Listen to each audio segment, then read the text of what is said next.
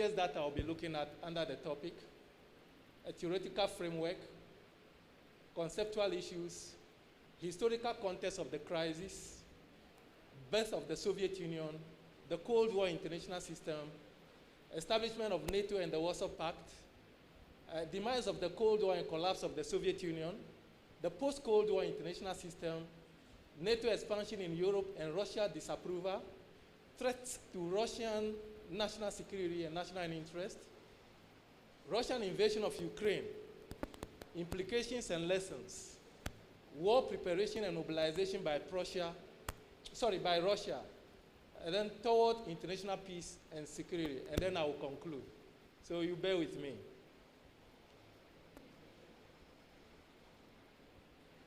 Recent developments in the international system, specifically the Russia-Ukraine crisis, has thrown the entire international community into frenzy and trepidation.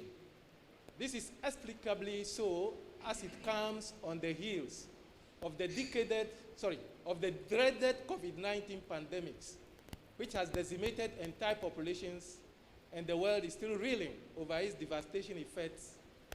But it is, however, appropriate to put the crisis in. So I am starting with a theoretical explanation. In international politics or international relations, these are normally the theories that we apply to better understand the international system. Realism, neorealism, as against or versus liberalism, idealism. Writers and scholars as diverse as Hans Morgenthau, E.H. Carr, Kenneth Walls, and John Meishammer have all written extensively on power relations and the structure of the international system. The central issues in their submissions and conclusions point to the fact that states relentlessly seek power, and for Morgenthau, in a typical realist posture, stated, and I quote, "International politics, like all politics, is a struggle for power."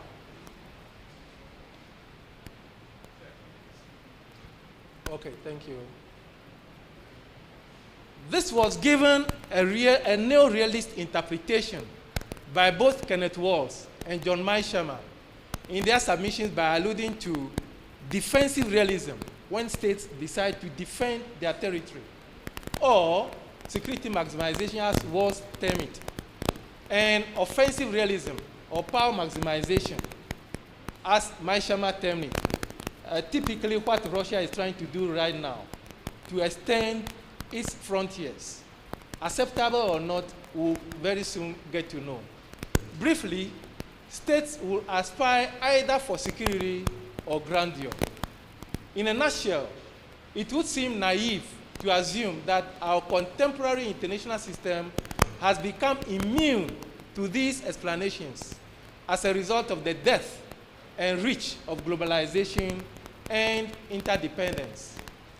The relevance of these postulates concerns the contemporary structure of the international system, the actions of nation-states such as Russia and the United States, as well as institutions and organizations, including the UN and the North Atlantic Treaty Organization, that's NATO. Issues that will be discussed later. On the other hand, contrary to the position of the realist or neo-realist school, at both the theoretical and institutional levels, the liberalist institutionalist schools are quick to point out the extent to which human civilization and common understanding has built frameworks for cooperation and integration among nations in an effort to overcome conflict and war and work towards peace, harmony, and togetherness. Examples of these scholars: Robert Cohen, Joseph Nye, Robert Axelrod, among others. The question is whether indeed increasing cooperation and the pursuit of peace has rendered war and conflict unacceptable. If these postulates and practices are veritable, conflict and war, disputes and disagreements would have become things of the past. It becomes clear then that the common denominator or central determinant in these contradictory positions is an uncompromising human desire in pursuing egoistic tendencies, particularly at the governmental or national levels, culminating in the pursuit of the national interest as so far demonstrated by Russia. Okay. Conceptual issues.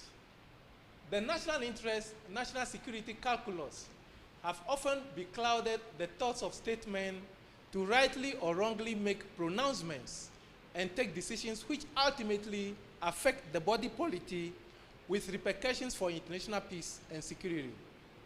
This has been the direction for all societies, whether empires, kingdoms, nations, and the modern state.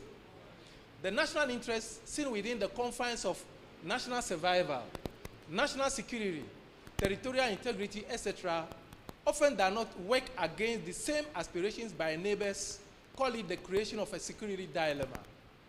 The instance of security dilemma was clearly demonstrated during the Cold War, and once again rears its ugly head in the current dispute that Russia wanting to deploy nuclear warheads and the possible reaction of NATO led by the United States. Now, before we move on, I just want to show the map, the political map of Russia, old Russia, not current Russia. And if you can see, these are some of her neighbors: Norway, Sweden, the German Empire, Austro-Hungarian Empire. At that time, Austro-Hungary were still existing as a kingdom on its own.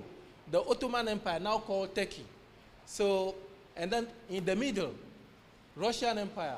And it has always aspired for, greatness, that's geographical expanse and what have you. And that's just an example of where we were in the past, talking about the Russian Empire. Historical context of the conflict. The birth of the Union of Soviet Socialist Republics, commonly referred to as USSR, happened in 1917. It is instructive to know that before the USSR, there existed the Russian Empire, which, according to historical records, was founded on November 2, 1721, when the Russian Senate conferred the title of Emperor or Imperator of all Russia upon Peter I. That's King Peter I.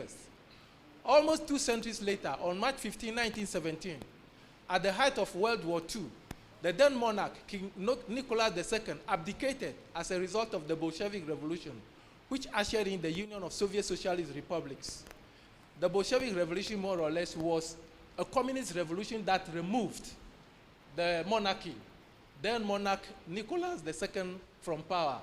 And therefore, they assumed the reign of power in Russia, which eventually changed into the USSR, the Union of Soviet Socialist Republics. According to the unfolding events at the time, increasing governmental corruption, the reactionary policies of Tsar Nicholas II, and the catastrophic Russian losses in World War I contributed to widespread dissatisfaction and economic hardship. These developments essentially marked the demise of the monarchy, and the Bolsheviks, led by Vladimir Ilyich Lenin, seized control of the state apparatus and erected a preferred communist society.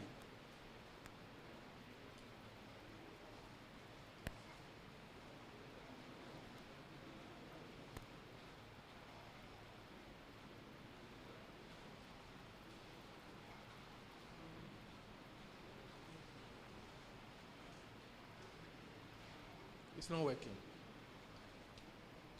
Open it up for me.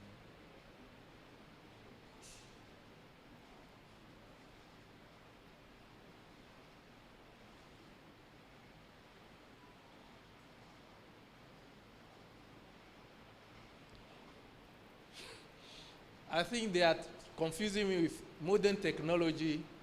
I'll prefer to go the way I was going. Anyway. So where was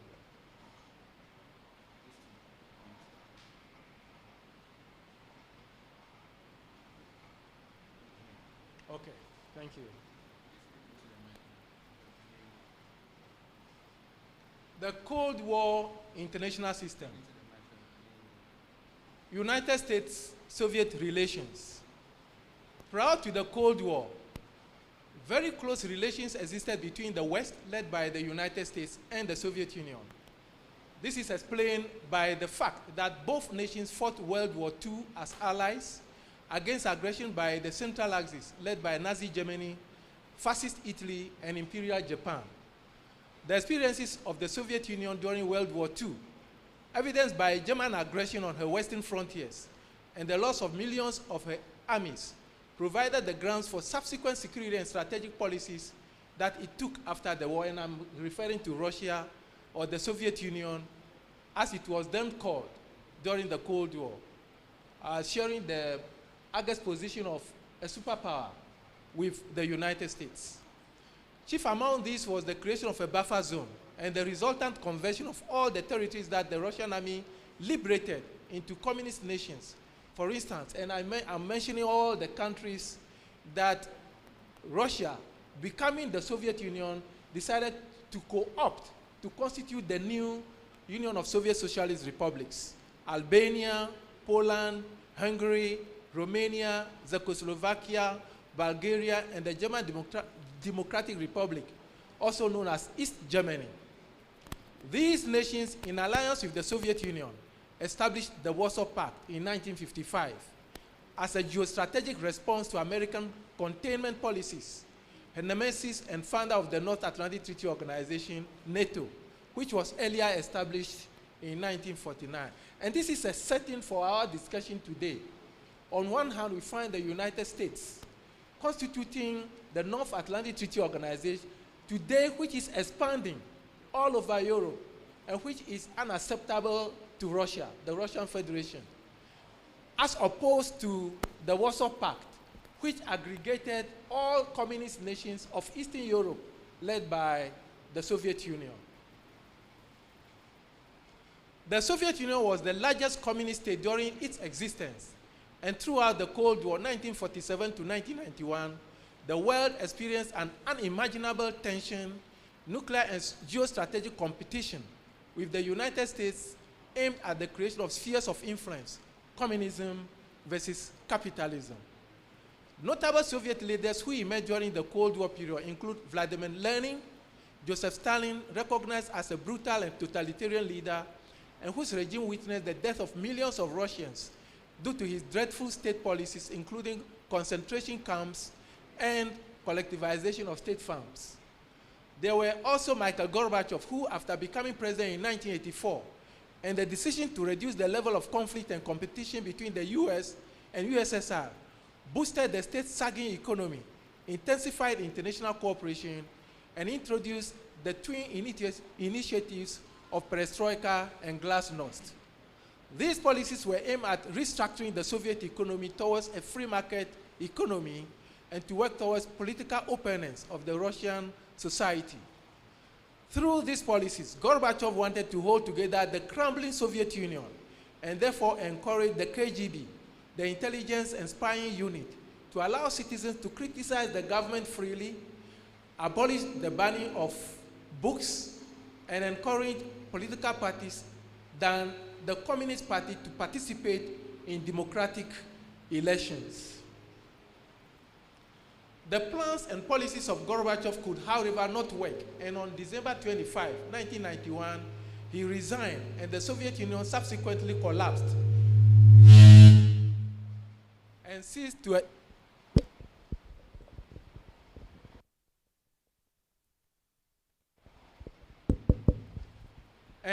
exist by December 31, 1991. Of the 15 constituent republics of the USSR, 3 of them, Estonia, Latvia, and Lithuania, declared and were granted independence a few months before the collapse of the Soviet Union in 1991. Boris Yeltsin, a key opposition leader, became the first president of the new Russian Federation and tried everything possible to hold the remnants of the Russian state together. He introduced the unsuccessful Commonwealth of Independent States, CIS, to keep the rest of the republics together in an economic alliance, but he failed. Eventually, the Commonwealth lost all the republics and never implemented the agreements and policies which were introduced. The Russian Federation. So when the USSR collapsed and Boris Yeltsin could not keep or hold the Commonwealth of Independent States together, it crumbled and became the Russian Federation. And this is what we have today, the Russian Federation. All the former communist states or republics seceded, became independent, and are now members of the United Nations. 14 of them, in the exception of the Russian Federation itself, which all this while had been the leader in that particular structure.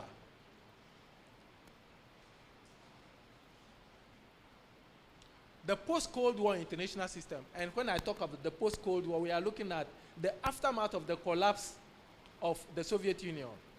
Basically, 1991, the Soviet Union collapsed. The Russian Federation was born. So what was the nature, the structure of relations between the West and Russia? The collapse of the Soviet Union, the accession to her assets by the Russian Federation with all the rights, privileges, and responsibilities meant that she retained her permanent membership of the United Nations Security Council, exercised the veto power that accrued to her on the Council, while determined to revamp her wobbly economy with the necessary financial and material assistance from the West, led by the United States. Presidents of the United States who either witnessed the collapse of the Soviet Union or assisted in restoring the decadent Soviet state included Ronald Reagan, 1981 to 1988, George Bush, 1989 to 1992, and Bill Clinton, 1993 to 2000. The exemplary role of President Clinton has to be iterated, as he oversaw not only the restoration of order, stability, and security in Eastern and Central Europe, particularly the states of the former Yugoslavia, who were engulfed in unending civil conflicts and ethnic cleansing. Examples: Bosnia, Croatia, Serbia, Kosovo, as we have it today. But also the Russian Federation, which was grappling with structural dislocation, war, and conflict.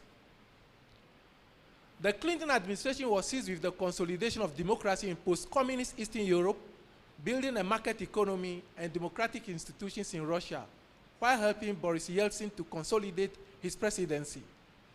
Existing Russian political institutions, however, had several cracks, which could not endure the good intentions of President Clinton, and very soon resulted in criticisms back in the US and backlash for Yeltsin in Russia, particularly pro-communist hardliners who prefer continuity instead of change. They would have preferred to continue with communism, despite all the recommendations and inputs that the West was giving them. Intrinsically, successive presidents of Russia had always harbored a high level of discontent about ethnic Russians left outside the newly inherited borders of Russia, and thrived on the idea of reconquering the old empire by military force. And I have already demonstrated what constituted the old Russia. And when the Soviet Union also collapsed, what today we are having as the Russian Federation, more or less just an inkling of what the empire and the Soviet Union stood for. Russia lost a quarter of its territory and close to half of its population, added to an ethnically divided Ukraine, which retained her sovereignty, as well as an internally fractured Azerbaijan and Georgia, attaining independence contrary to the wish of Russia. I've already explained that all the 14 former republics of the Soviet Union attained independence after the collapse of the Soviet Union and are currently full-fledged independent states and members of the United Nations. And this is unacceptable to Russia. Looking back and recognizing what they left behind and what they lost. President Boris Yeltsin announced his resignation on New Year Eve 1999 as the leader of Russia, and appointed Vladimir Putin as the acting president. Putin's presidency was confirmed when he won the March 26, 2000 elections, coinciding with the presidential victory of George Bush Jr. in the US election later the same year, November 2007. President Putin was ever committed to restoring Russian greatness and power in the international arena, viewing the breakdown of the USSR, and I quote him, the greatest geopolitical disaster of the century. This was the view, the perception of current-day Putin of Russia, and therefore, when you put this side by side what he is doing today, it becomes clearer as to his intentions. Putin's state policies were marked by absolute control of the Russian body politic and economy through, and with all apology, I don't know whether there is a Russian among us, through brutish quelling of political dissent, clamping on the rich Russian oligarchy, by confiscating their assets, and condemned the so-called color revolutions in Georgia, Ukraine, and Kyrgyzstan as Western plans to undermine Russian influence in Europe and elsewhere. A swift reaction by Putin was Russian annexation of the Crimean Peninsula in 2014, after the people expressed their willingness to join Russia, and parts, oh, I cannot see that well, with Kiev through an organized, call it orchestrated referendum on the issue. What this line really means is that Russia quickly organized a referendum and decided through the result to move Crimea away from Ukraine. And there is a little discussion I will have on that later on. Russia was of the view that Crimea was an illegal gift by President Nikita Khrushchev to the Ukrainian government in 1954, when she was part of the USSR, and was therefore legitimate for Russia to take it back when the ethnic people of Ukraine had voted to rejoin Russia. So I think most of us here, if not all of us, are aware, keenly aware that the Crimean Peninsula was considered by Putin as an illegitimate, unacceptable gift by Khrushchev during the time of the Soviet Union to Ukraine, and did everything possible to take it back from Ukraine. To be historically correct, back in the 1860s, it can be recalled that Russia actually went to war over the Crimean Peninsula, okay, and served as a harbor for Soviet activities. No, even before the Soviet Union, for Russia, until it was gifted to Ukraine during the time of the Soviet Union. And for Putin, that was unacceptable. American and Western reaction to the annexation was the suspension of Russia in the areas of military and commercial cooperation, the cancellation of the G8 summit in Sochi, Russia, and the suspension of Russia from all further G8 summitaries, and sanctions were imposed on her by US European allies. Maybe 10, 12 years ago, we know that Russia was a member of the G8, but because of this particular activity, annexing Crimea, and this happened, this happened during the time of,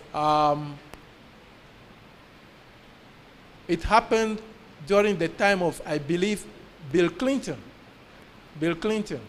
and therefore, he was, no, I think it's rather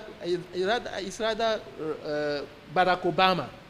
So they took away that opportunity for Russia to be a part of the G8, and therefore reduced to G7.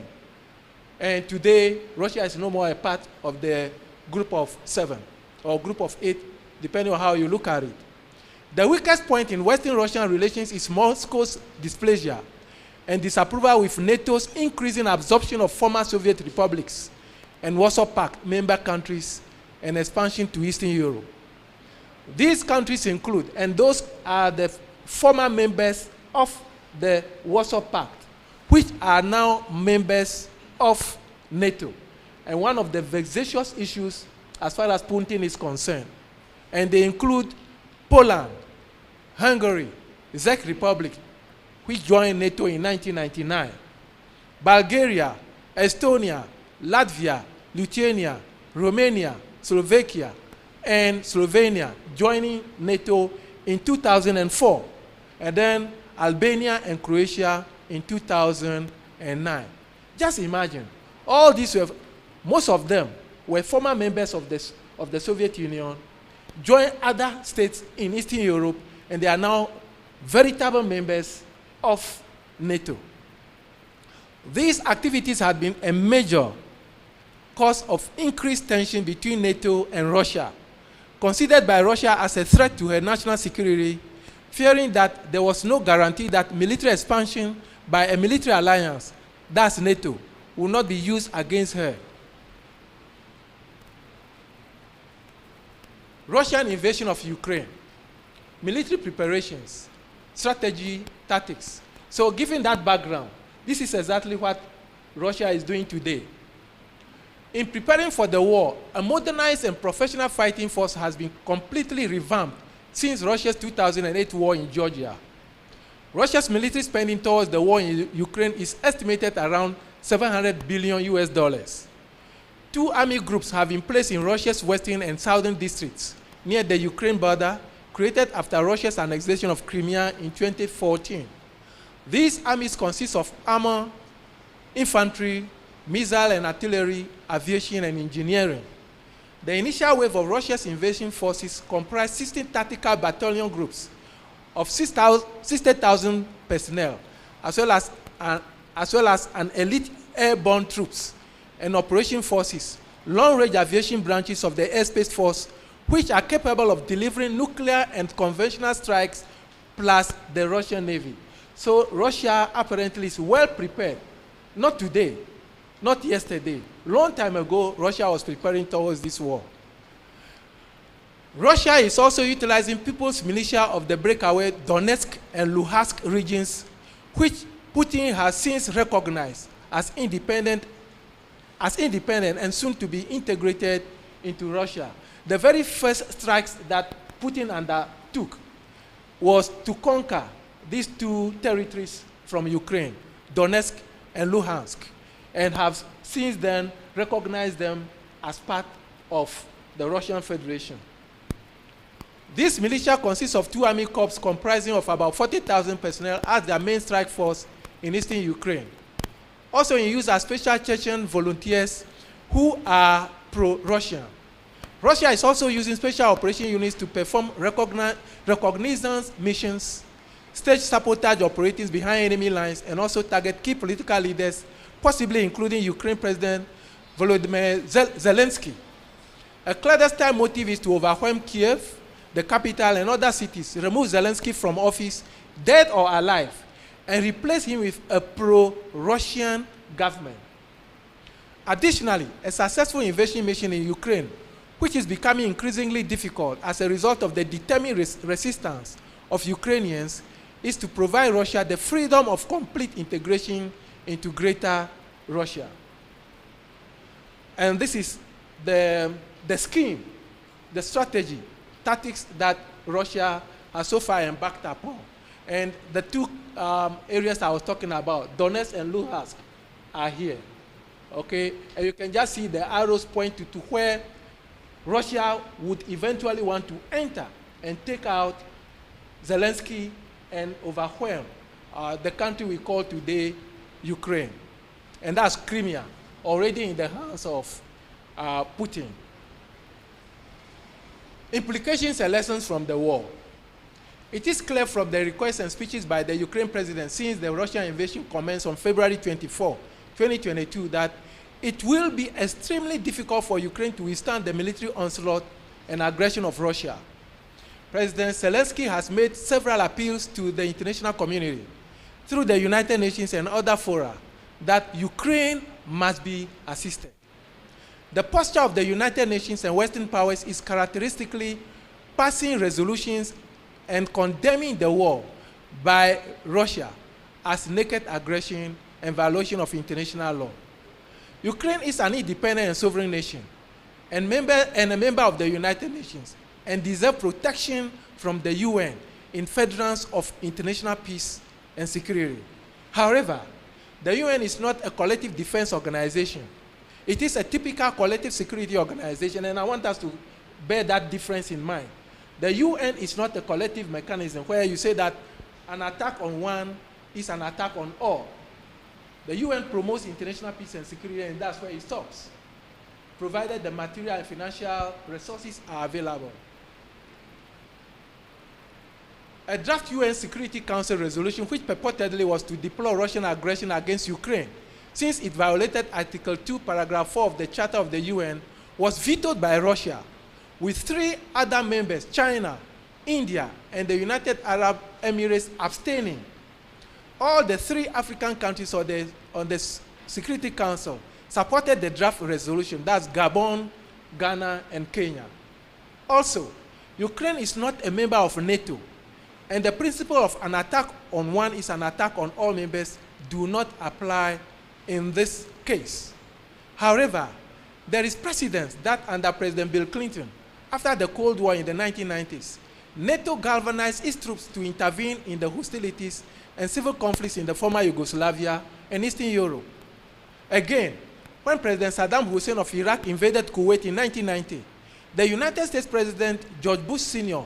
helped pass a UN resolution which empowered the international community to intervene and remove Iraq forces from Kuwait and help in liberating Kuwait. So why not Ukraine? President Joe Biden, in his State of the Union address on March 1st, 2022, made it emphatically clear that the United States shall not militarily engage herself in the Ukraine crisis. With the intentions of President Putin already made clear that he will not hesitate to deploy nuclear weapons, this might have perhaps informed the thinking of the US and her Western allies not to confront Russia on the battlefield, since it will prove suicidal, possibly leading to a nuclear Armageddon and the fearful mutual assured destruction. You use nuclear weapons against me, I will also use nuclear weapons against you. Nobody knows where the world would have arrived if that should be an eventuality. For John Mearsheimer, the West, led by US, should be blamed for the current crisis for, and I quote, wanting to turn Ukraine into a modern liberal democracy and accorded the opportunity to join both NATO and the European Union. A typical Western American scholar expressing his views.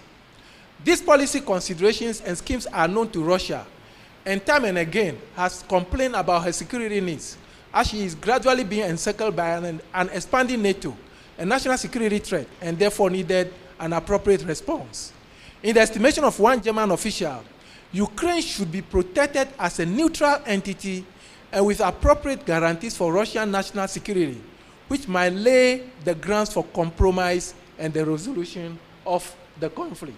But the question is, will Russia entertain any kind of neutrality for Ukraine? Conclusions. An estimated 1 million refugees have so far left Ukraine to neighboring states such as Poland, Hungary, Moldova, etc. While the international community through the UN has demonstrated the resolve to see an end to the crisis, the very nature and composition of the Security Council cancels any resolute decision. An example is the application of the veto power by Russia to thwart a UN draft resolution, seemingly supported by China, who abstained and yet to condemn the atrocities of her ally. Some observers have already created the scenario of a possible World War III, given the posturing of foes and allies alike, and in the face of all the progress that the human race has made since 1945, talk of increased globalization and interdependence. The often touted international politics position that interstate conflicts are a thing of the past may not be realistic anymore, and the benefits of the doubt might be given to the die-hard realists, including myself. National security concerns of states are still predominant and relevant, and renders international institutions and organizations almost impotent. So at the level of theory, we might be saying that international institutions like the UN, led by the US and other, minded entities states out there should help and intervene in Ukraine. On the other hand, realism teaches us that no, it might not suffice or it may not work. So that's where we are. So I would want to leave it here for any further consideration. Thank you very much.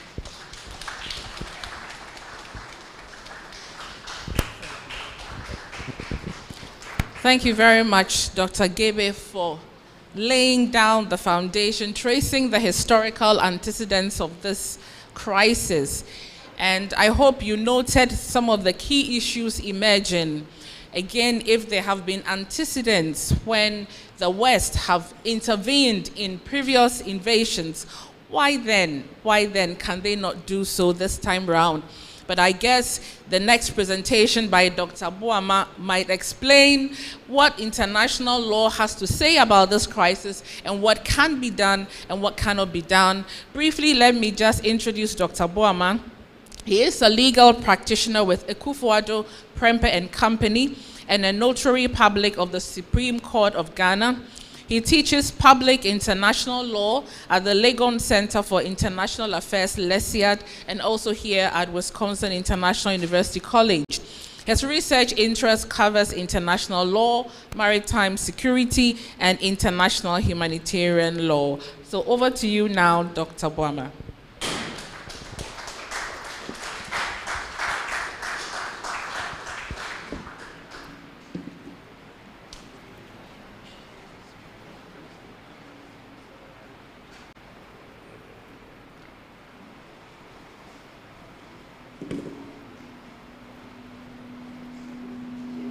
Thank you very much for your kind introduction.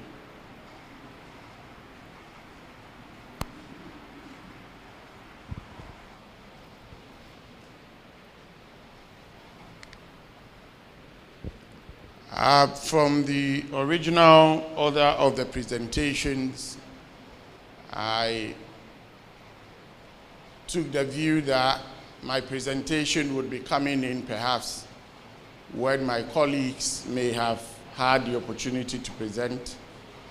So I had already acknowledged their presentations. So distinguished invited guests, ladies and gentlemen, thank you very much. Organizers, thank you so much for this platform.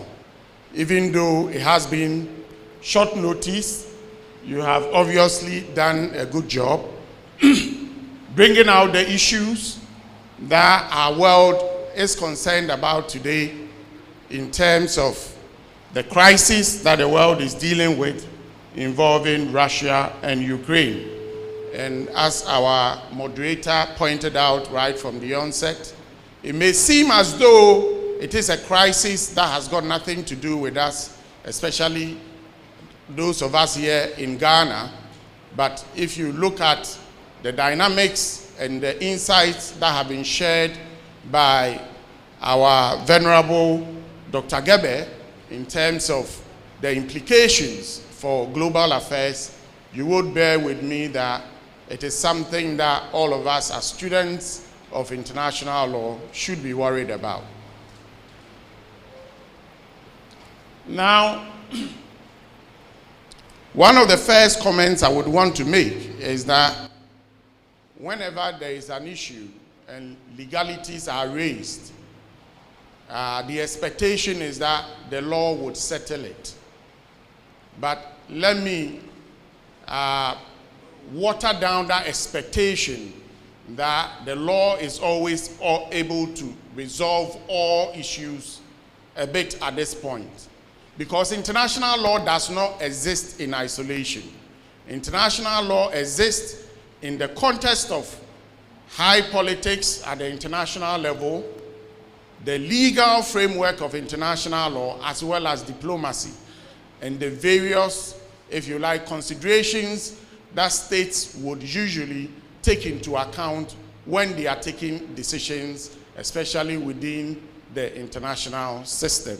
So the law does not provide all the answers that you would need at a go to resolve a crisis such as this.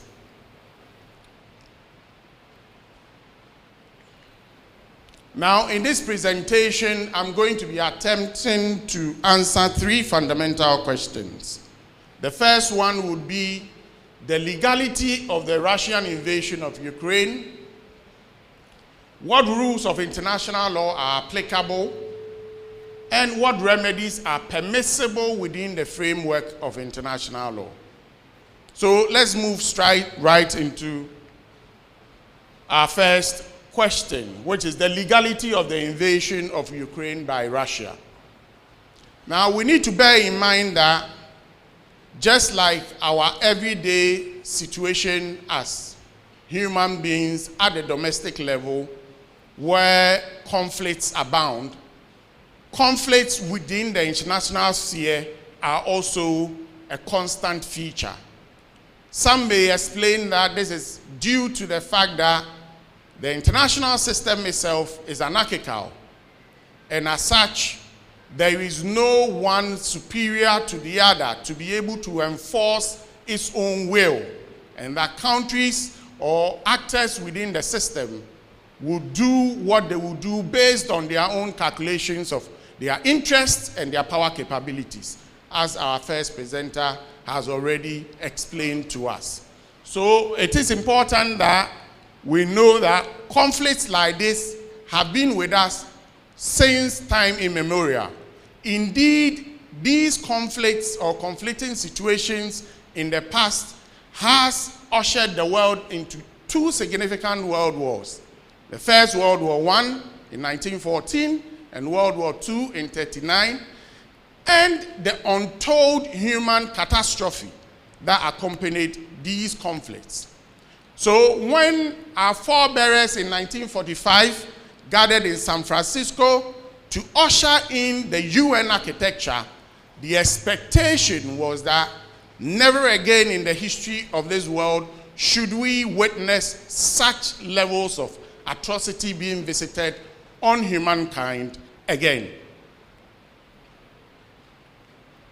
Now, given the primacy of our desire to avoid another world war, one of the cardinal or important things the UN Charter has done is to prioritize the issues of the settlement of dispute. So remember that the system is conflictual, meaning we'll keep knocking each other's heads every now and then. But when we do come into conflict, how do we resolve it?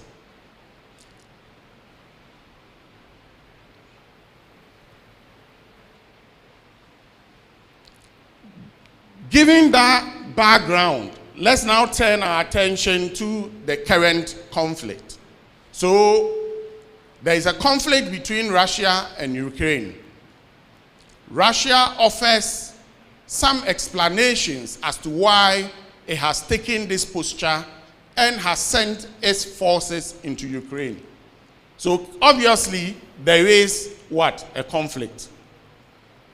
Now, Russia's explanation, which Dr. Gerber has given some detailed insights into, can be boxed under the overarching, if you like, reason of the NATO expansion into Eastern Europe. Okay? There are other considerations, such as the advancement of democracy around Russia, the fact that the EU itself has been moving eastwards in terms of trying to draw into the EU bloc all these neighboring countries of Russia. So this presents a threatening situation to Russia. Okay?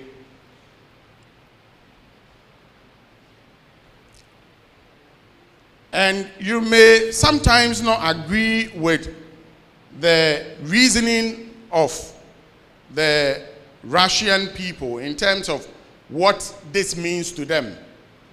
You may not agree with the reasoning, but it's quite, if you think about it from a geostrategy point of view, it's quite logical that if you are surrounded all over by countries you consider to be rivals to your interest, you will feel threatened, and indeed, that is what is culminating into this. Now, if you consider a scenario where China comes up with a collective defense mechanism and decides to align with Canada, decides to align with Mexico, decides to align with the neighboring states of the United States of America, do you think the US would look upon that as a favorable turn of events? Obviously not. So we must look at the issues. It may not represent a direct assault on Russia in terms of military incursions against Russia, but its perception of the threat, the coming threat, is real. Now, given these apprehensions, Russia has sought the permission or the approval of its Duma and granted recognition to Donetsk and Luhansk as independent territories, giving Russia the opportunity to enter these territories as independent territories. Now, immediately after declaring Donetsk and Luhansk as independent territories, Russia, on the 21st of February 2022, recognized them, and 3 days later, more or less, launched a full-scale assault on Ukraine. And these are all events that our first speaker has also gone very much into detail. The question really is, what does this mean to international law? And that is what I'm going to be doing.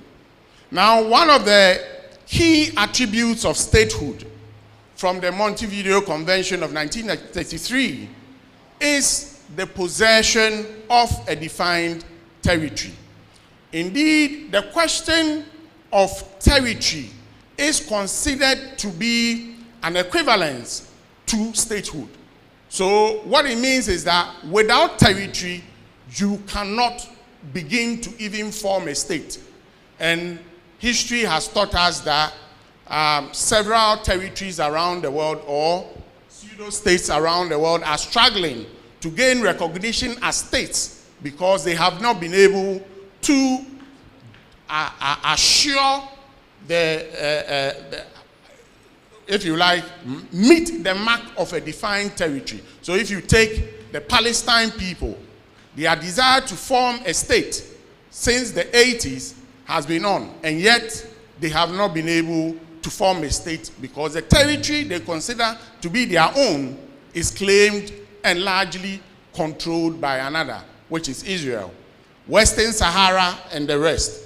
Indeed, at just our backyard here, when a certain Papavi wanted to proclaim a certain Western Togoland, that could not be successful because the territory he considers to be the territory of his state that he was creating was that same territory that is recognized as the sovereign territory of the Republic of Ghana. So territory is very important to the existence of the state. To underscore this importance, you remember the architecture or the UN architecture, which has the primary mandate of holding our world together from 45, based on the two world wars, again then decided that, you know what, we are going to curtail the use of force to acquire territory. Because if we do not do that, we are going to find another third world war. So under Article 2.4 of the Charter, it says that all member states shall refrain from, in their international relations, from the threat or the use of force against the territorial integrity or political independence of any state, or in any manner inconsistent with the purposes of the United Nations. So this is at the core of the Charter, to ensure that bigger states do not, or much more powerful states do not use force to annihilate lesser or weaker states. Now, when you also go to the General Assembly, under its resolution on the 24th of October 1970, it goes on to say that the territory of a state shall not be the object of acquisition by another state resulting from the threat or the use of force.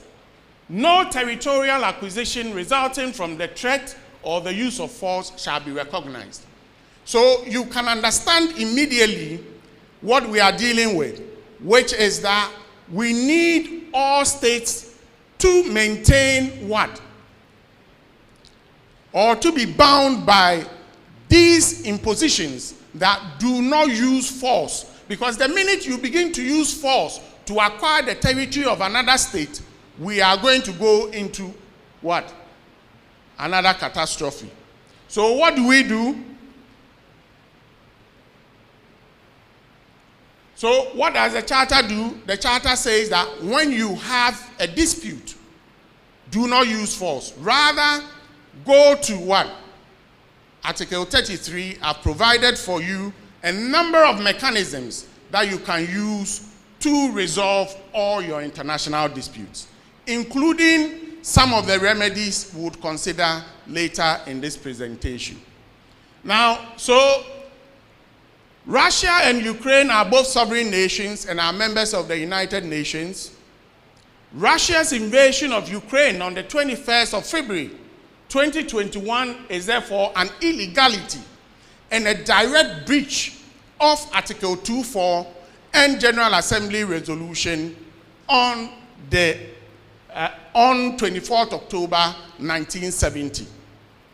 And any such acquisition made by Russia would not be recognized under international law as legal. Now, some justifications have been offered in support of the fact that, yes, there is Article 2.4 forbidding member states to violate the territorial integrity of other states. But yet, in our history, we have had such incursions, largely perpetuated by the US and its Western allies.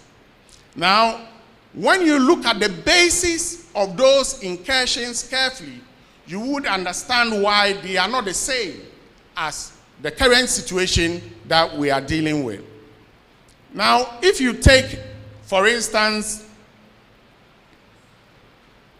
Iraq's annexation of Kuwait, which is a much more direct one, there was that international coalition to free Kuwait from Iraq was backed by Security Council resolution authorizing such a measure. The much more challenging one is the second invasion under the pretext of the possession of weapons of mass destruction. But even that, the justification had always been that they were doing so for the UK, for instance, relying on previous Security Council resolutions or relying on the fact that there had been what? Preemption. So, is Russia relying on preemption? And such a suggestion has been made that Russia feels threatened, and because of that threat, Russia is entitled to take steps to protect itself. Now let's examine that preemption a bit.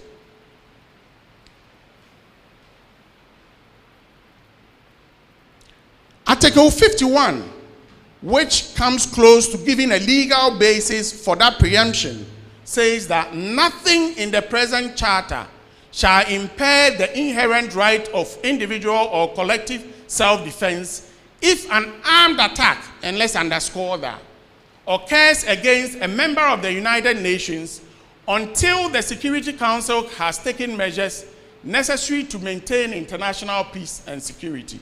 So what we are saying is that from 2.4 we are all prohibited from using force against the territorial integrity of another state. But if there is an armed attack against you, so let's assume that there is an armed attack against Russia, then of course Russia has the right, without going to the Security Council, to use force or relying on other members of the Security of the United Nations to help it to use force to defend itself. Now, is that what has happened? Obviously no. Ukraine has not attacked Russia. And if we are looking at it even further, the issue of preemption under the Caroline test would show that there ought to be an imminent danger. So it is more like I have raised my hand, I'm about to slap you.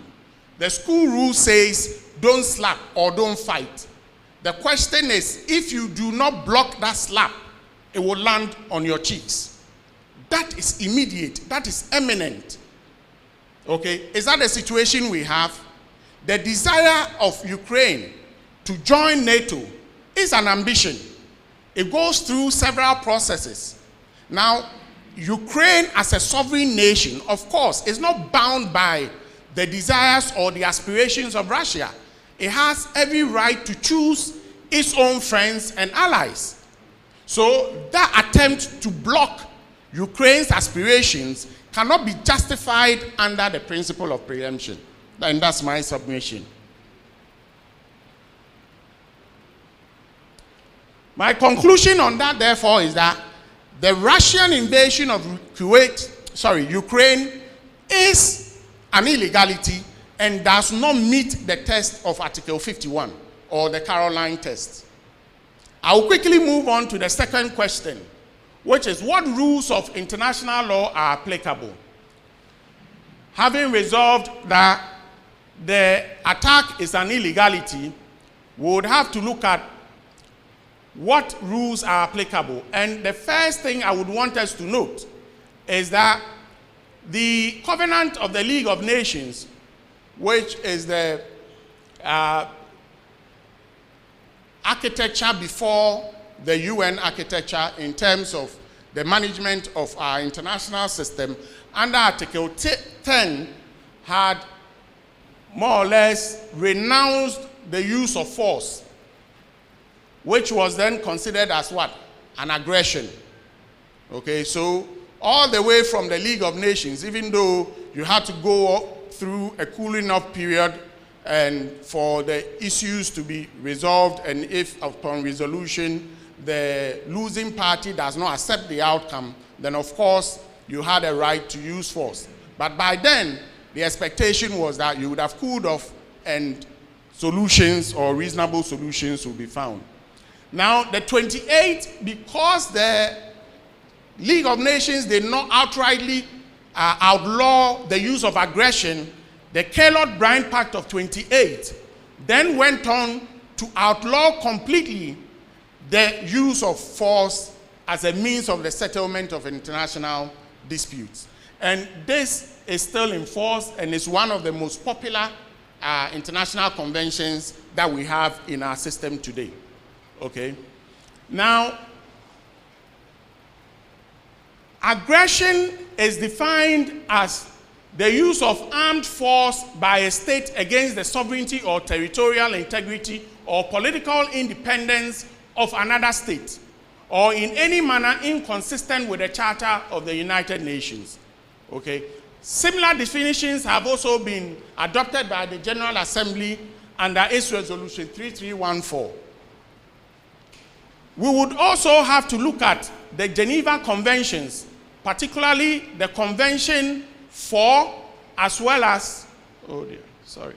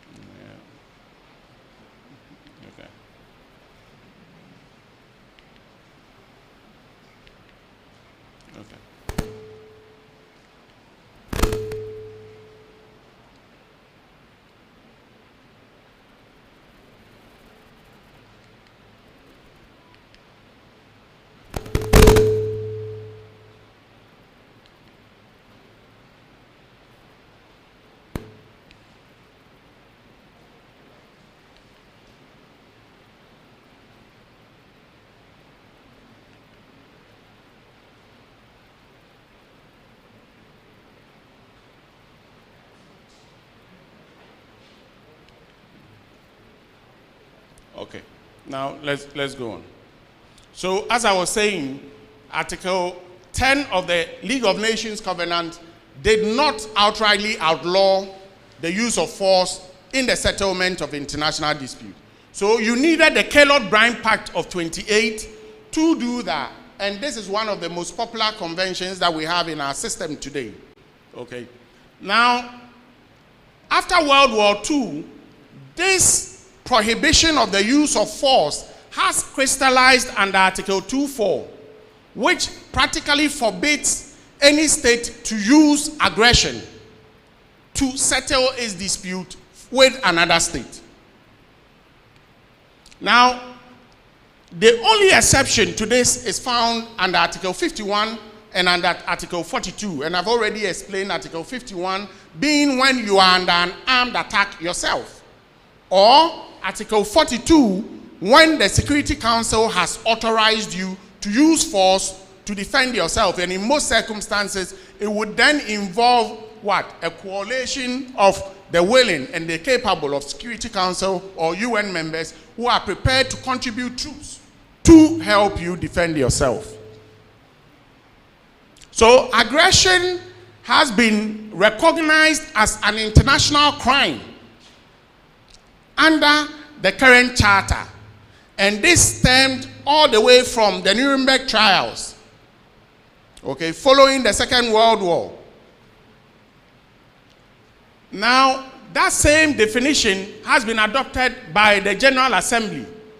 Even though the initial conceptualization of aggression was limited to states, it has now been extended to individuals, and you will find under the Rome Statutes that the Rome Statutes jurisdiction in terms of aggression has now been extended to individual persons. So when we are pursuing the crime of aggression, not only would we be pursuing the Russian state, then we'll be pursuing also significant individuals in Russia, including Vladimir Putin himself, who may be responsible for this onslaught.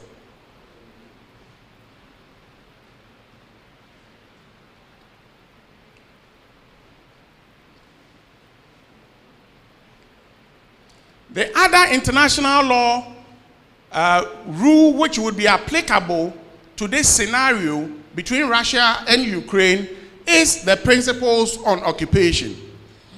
So what occupation simply means is that within the context of a war, one state has effective control over the part of the territory of another state.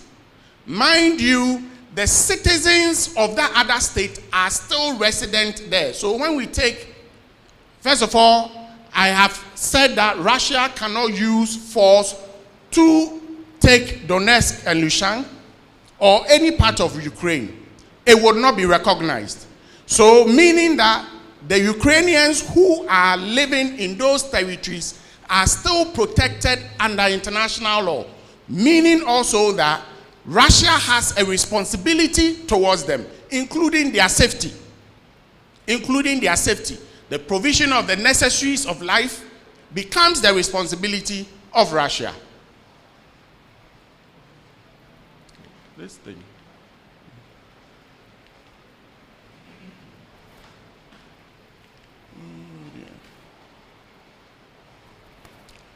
Now, so the responsibility of Russia, therefore, as an occupying force in the Donbas region would be established under the international law principles on occupation. Let's look at the final question. Who's changing this?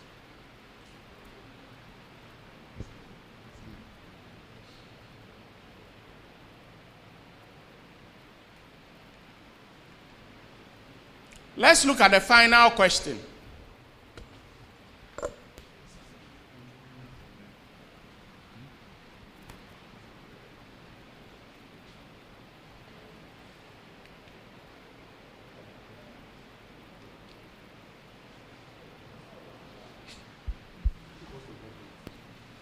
They keep changing the thing.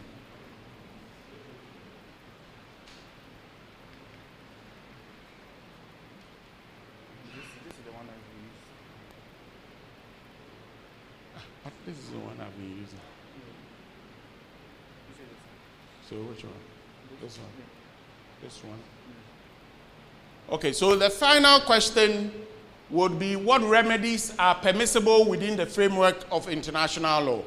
Now, the obvious response everybody expected when Russia invaded Ukraine was that the Security Council must come into action. And indeed, the inadequacy of responses provided by the Security Council does not only raise questions that are, if you like, of international law nature, but they also raise fundamental questions as to the whole jurisprudence of the UN system. And as Dr. Gebe alluded to, what can the UN do? What can the Security Council do? Why is the Security Council not acting in a way we have seen it act in other conflicts? Let's see what they can do. So the first thing, that when there has been an illegality in terms of the commissions or prohibitions under Article 2.4 of the Charter, is that the Security Council would immediately pass a resolution.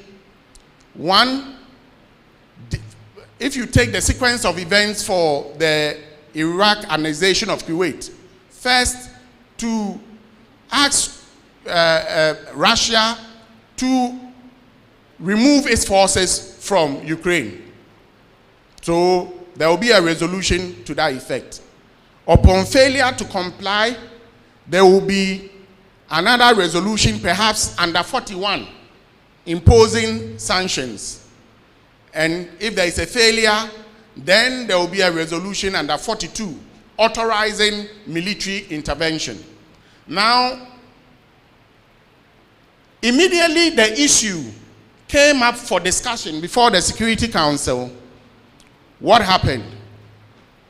The resolution concerning the illegality that has been perpetuated by Russia failed.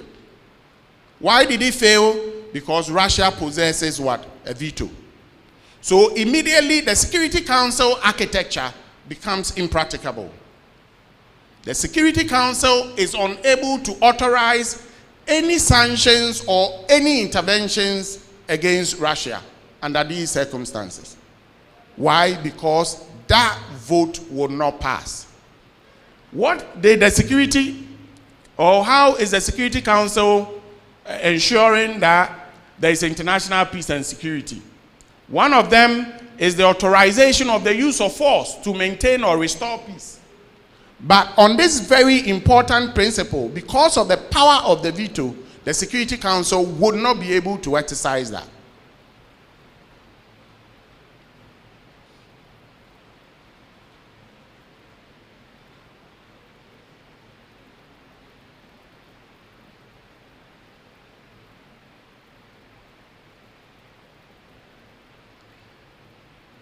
Now, so what did the Security Council do? The Security Council, knowing that it needed only 9 votes out of the 15 to now make a referral to the General Assembly, therefore tabled another resolution, which was to have an emergency session of the General Assembly. And throughout the history of the General Assembly, this will be the 10th time it is holding an emergency session such as this. So you can see how important this issue was to the UN system. Now, so a resolution was therefore adopted by the Security Council referring the issue of the Russian invasion to the General Assembly for discussions. Now, so clearly, the foremost architecture of the UN system that is supposed to help restore international peace and security under the circumstances of the Ukraine-Russia conflict is unable to come alive because of the power of the veto. And some commentators have raised that this is an opportune time to probably have a conversation about this structure of the UN. And this happened also at a time that Russia was the president of the Security Council. Indeed, while the Security Council was holding a session on the legality of the invasion, Putin had ordered the forces to enter Ukraine. So clearly, there are some moral arguments that are being raised that this is the time to call for a relook at the UN's structures. So the matter has been referred to the General Assembly. And the General Assembly, under its resolution AES 11/LI, on whether Russia has committed aggression against Ukraine, voted hugely in favor of that motion. And if you go online and you listen to some of the beautiful and, if you like, well-researched arguments that were made by Security Council members, over 100 countries had to speak on this. And the overwhelming majority of them, being 141 of UN General Assembly members, think that Russia's incursion in Ukraine is a crime of aggression. You had 35 abstentions, with 5 of them voting no. And the vote was demanding the complete and unconditional withdrawal of Russia from all Ukrainian territories. And I think that is quite resounding. The other opportunities for remedy is condemnation and sanctions. I believe my colleague here will take us into detail when it comes to the condemnation and sanctions. But as I said, under Article 41, one of the things that the Security Council could do was sanctions. But given the power of the veto, that has not happened. But it has not also denied individual countries to condemn and place sanctions on Russia. Indeed, the US since 2008, from the Georgian incident all the way to 2014, the Crimean incident, has always placed sanctions on Russia. Indeed, you also have condemnation by regional bodies. You have the EU and our own ECOWAS, who have condemned in no uncertain terms the conduct of Russia as being what? An affront to the very fundamentals of international law, and as such, Russia should desist from it. Interesting avenues such as the International Criminal Court has also been raised. Remember, I have already told you that the crime of aggression, even though not yet activated but the ICC's chief prosecutor, Karim, has already said that he's opened investigations on the possibilities of what? War crimes and crimes against humanity. So it is receiving some attention in that direction. Then, of course, you have the International Court of Justice, where you have Russia having filed a complaint before the ICJ for the determination. You remember, Russia's arguments are that some people within the Ukrainian territory have been suffering or undergoing genocide. Okay, so what Ukraine wants is for the ICJ to determine, because Ukraine knows that it is a cover-up, for the ICJ to determine that the status of that complaint. Now, my conclusion is that the use of force in our international system is perhaps one of the most contentious issues that we'll continue to grapple with. And I cannot conclude better than borrow from our own Kofi Annan, a former UN Secretary General, may his soul rest in peace, when he said during the Iraqi war of 2003 that no principle of the Charter is more important than the principle of the non-use of force, as embodied in Article 2, Paragraph 4. Secretaries General confront many challenges in the course of their 10 years. But the challenge that tests them and defines them inevitably involves the use of force. I believe that it is not only an affront to the Secretary General of the UN, indeed it is an affront to the entire foundations of international law, and we must all be concerned about it, without which our world would descend into chaos. Thank you very much for your attention.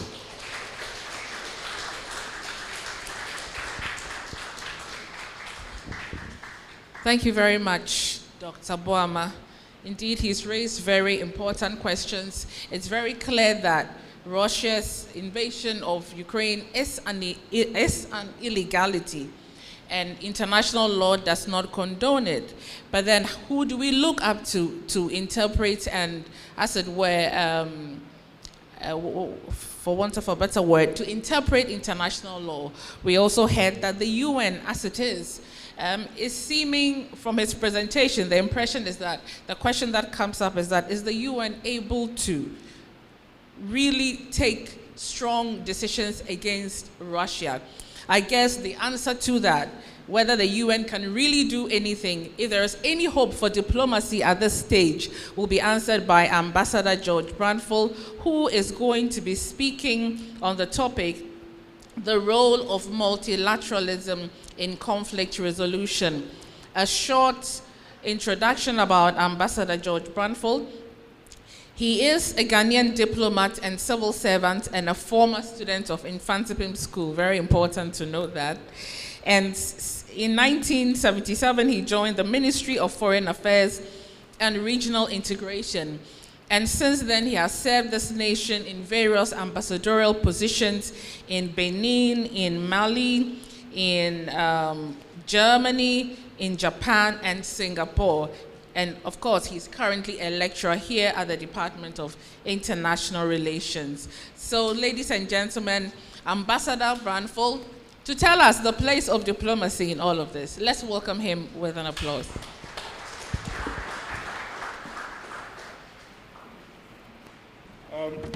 Thank you very much. The life of a foreign service officer comes in various stages. As you climb up from the time you join until the time you exit, you occupy various roles. So my service in some of the countries was on account of me being a foreign service officer, but at a much lower rank. I had the opportunity of being a head of mission for the first time in 2008 as the High Commissioner of Ghana to Zambia. And after 2.5 years, was transferred to Japan as the ambassador of Ghana to Japan. So I just thought I should clarify that. But I want to thank the organizers for this kind invitation to come and share some thoughts on what is happening between Russia and Ukraine. Particularly, I'm supposed to consider issues including the membership of the UN and charter provisions on international peace and security, the relevance of UN membership by both Russia and Ukraine, the possible UN intervention in the conflict, the efficacy and success of multilateralism in international disputes, and of course, what should be the way forward. Diplomacy started as intercourse between and among states, but we have subsequently seen the development of the so-called track to diplomacy, where the parties are non-state actors, including civil service organizations, NGOs, and even church groups having legitimate interest in diplomatic relations. In the current crisis between Russia and Ukraine, we could identify some Track 2 entities, including both obscure as well as known entities. One obscure entity is the Zambian prophet, Isaac, who, according to social media, prophesied 2 years before it happened that Russia would invade Ukraine before 2023. On the opposite end of the scale, we have the well-known Roman Abramovich, the Russian-Israeli businessman who has since 2003 enjoyed a controlling stake in the UK-based Chelsea Football Club. Following the crisis in Ukraine, the EU as a collective group, together with individual member countries, as well as countries in Europe, particularly the UK, have imposed sanctions on Russia on account of its aggression. Abramovich is suddenly unwelcome to reside in the UK. As an investor, he is reported to be considering ceding his controlling shares in the Chelsea Football Club. From these developments, we see that our world has really become a global village. In this connection, ramifications of a development in one part of the village are felt simultaneously at other parts of the village with impactful effects. Before tackling the common membership of the UN by both Russia and Ukraine, and examining the UN Charter provisions on international peace and security, let us attempt to come to grips with the nature of what has actually happened and is happening in Ukraine, namely the attack on Ukraine by Russia. On Thursday, 24th February 2022, Russia launched a devastating attack on Ukraine by air, land, and sea. But for months, President Putin had denied that he would invade the neighbor, an European democracy with a population of some 44 million people. But significant developments preceding the attack, pointing to the intention of Russia, occurred between November 2021, when satellite imagery showed a new buildup of some 100,000 Russian soldiers massed along the border with Ukraine with tanks and other military hardware, and 24th February, the day of the attack. In between those dates, various troubling developments happened.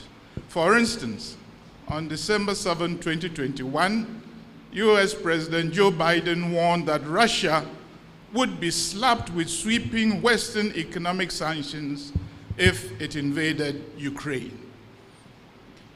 On December 17, 2021, Russia presented detailed security demands to the West, including that NATO should cease all military activity in Eastern Europe and Ukraine, and that the alliance should never accept Ukraine or other former Soviet nations as members.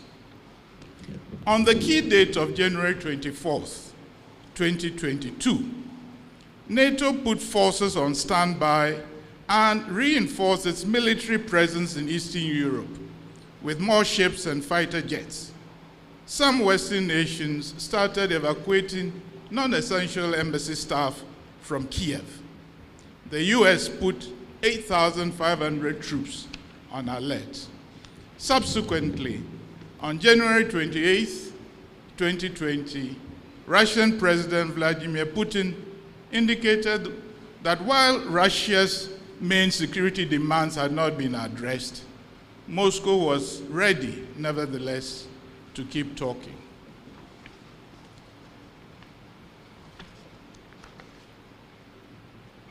When Biden and Putin held talks via video conference on February 12, 2020, the US president said that the Russian invasion of Ukraine would cause, quote, widespread human suffering, unquote, and that the West was committed to diplomacy to end the crisis, but, quote, equally prepared for other scenarios, unquote. Putin complained in the call that the US and NATO had not responded satisfactorily to Russian demands that Ukraine be prohibited from joining the military alliance and that NATO should pull back forces from Eastern Europe. According to the Russian president, the country launched the attack because Russia could not feel safe, develop, and exist because of what he claimed was a constant threat from modern Ukraine. He claimed his goal was to protect people subjected to bullying and genocide and aim for the demilitarization and denazification of Ukraine. President Putin has frequently accused Ukraine of being taken over by extremists ever since its pro-Russian president Yanukovych was ousted in 2014 after months of protests against his rule. Russia then retaliated by seizing the southern region of Crimea and triggering a rebellion in the east, backing separatists who had fought Ukrainian forces in a war that has claimed 14,000 lives. Late in 2021, Russia began deploying big numbers of troops close to Ukraine's borders while repeatedly denying it was going to attack. Then, Mr. Putin scrapped a 2015 peace deal for the East and recognized areas under rebel control as independent. So, with all of this, ladies and gentlemen, let us next consider the common UN membership of Russia and Ukraine and the provisions contained in the UN Charter relative to international peace and security. You will recall that the Union of Soviet Socialist Republics was an original member of the United Nations from 24th October 1945. That following the breakup of the USSR, the Russian Federation succeeded the Soviet Union's seat, including its permanent membership on the Security Council in the UN, and that this body comprises 15 members, 10 rotating non-permanent members, and 5 permanent members. It is equally pertinent to recall that the UN Charter was never amended after the breakup of the USSR. To date, therefore, the Charter references the Soviet Union and not Russia as one of the 5 permanent members. With the ongoing crisis in Ukraine, efforts have been rekindled at the UN to diplomatically isolate Vladimir Putin by challenging Russia's right to a permanent seat at the UN Security Council on the grounds that Russia took the seat from the defunct Soviet Union in 1991 without proper authorization. Ironically, on February 24th, as Russia was acting as the rotating president of the Council, and while diplomats were looking to see if there was a basis for removing Russia from the presidency of that council, the Russian envoy, who was conducting proceedings as the chair during the emergency meeting of the UN Security Council, it was he who announced that the Russian leader had launched the assault on Ukraine. It is reported that the Kremlin sent a message to him on his phone with instructions for him to read out the text announcing the attack and with justification. Distinguished ladies and gentlemen, what is Ukraine's membership story of the UN? A country in Eastern Europe, Ukraine is the second largest country by area in Europe after Russia, which it borders to the east and northeast. Ukraine also shares borders with Belarus to the north, Poland, Slovakia, and Hungary to the west, Romania and Moldova to the south, and has a coastline along the Sea of Azov and the Black Sea. Following its independence, Ukraine formed a unitary republic under a semi-presidential system with separation of powers into legislative, executive, and judicial branches. It declared itself a neutral state, forming a limited military partnership with Russia, while also establishing a partnership with NATO in 1994. In 2013, after President Yanukovych suspended the Ukraine-European Union Association Agreement in favor of a closer economic ties with Russia, mass protests and demonstrations erupted, escalating into the revolution of dignity that led to the overthrow of Yanukovych and the establishment of a new government. These events formed the background for Russia's annexation of the Crimea in March 2014. The protracted conflict with Russia-backed separatists is what has culminated in the Russian invasion of Ukraine on 24 February 2022. Ukraine has continued seeking closer economic, political, and military ties with the West amid continuing conflict with Russia. Ukraine signed the UN Charter as the Ukrainian Soviet Socialist Republic on 26 June 1945 and came into force on 24 October 1945. On 24 August 1991, the Ukrainian Soviet Socialist Republic changed its name to Ukraine. Ladies and gentlemen, what are the Charter provisions on international peace and security? And how relevant may these provisions be to Russia and Ukraine as members of the UN? The Charter of the UN has specific provisions on international peace and security. The examination of these provisions, when preceded by a close perusal of the preamble, provides the ideal context for appreciating what is required as conditions precedent for the achievement of international peace and security. In the preamble, we, the peoples of the United Nations, take the determined position that to save succeeding generations from the scourge of war, which twice in our lifetime has brought untold sorrow to mankind, and to reaffirm faith in fundamental human rights, in the dignity and worth of the human person, in the equal rights of men and women, and of nations large and small, and to establish conditions under which justice and respect for the obligations arising from treaties and other sources of international law can be maintained, and to promote social progress and better standards of life in larger freedom, we shall commit to achieve certain ends. And what are these ends?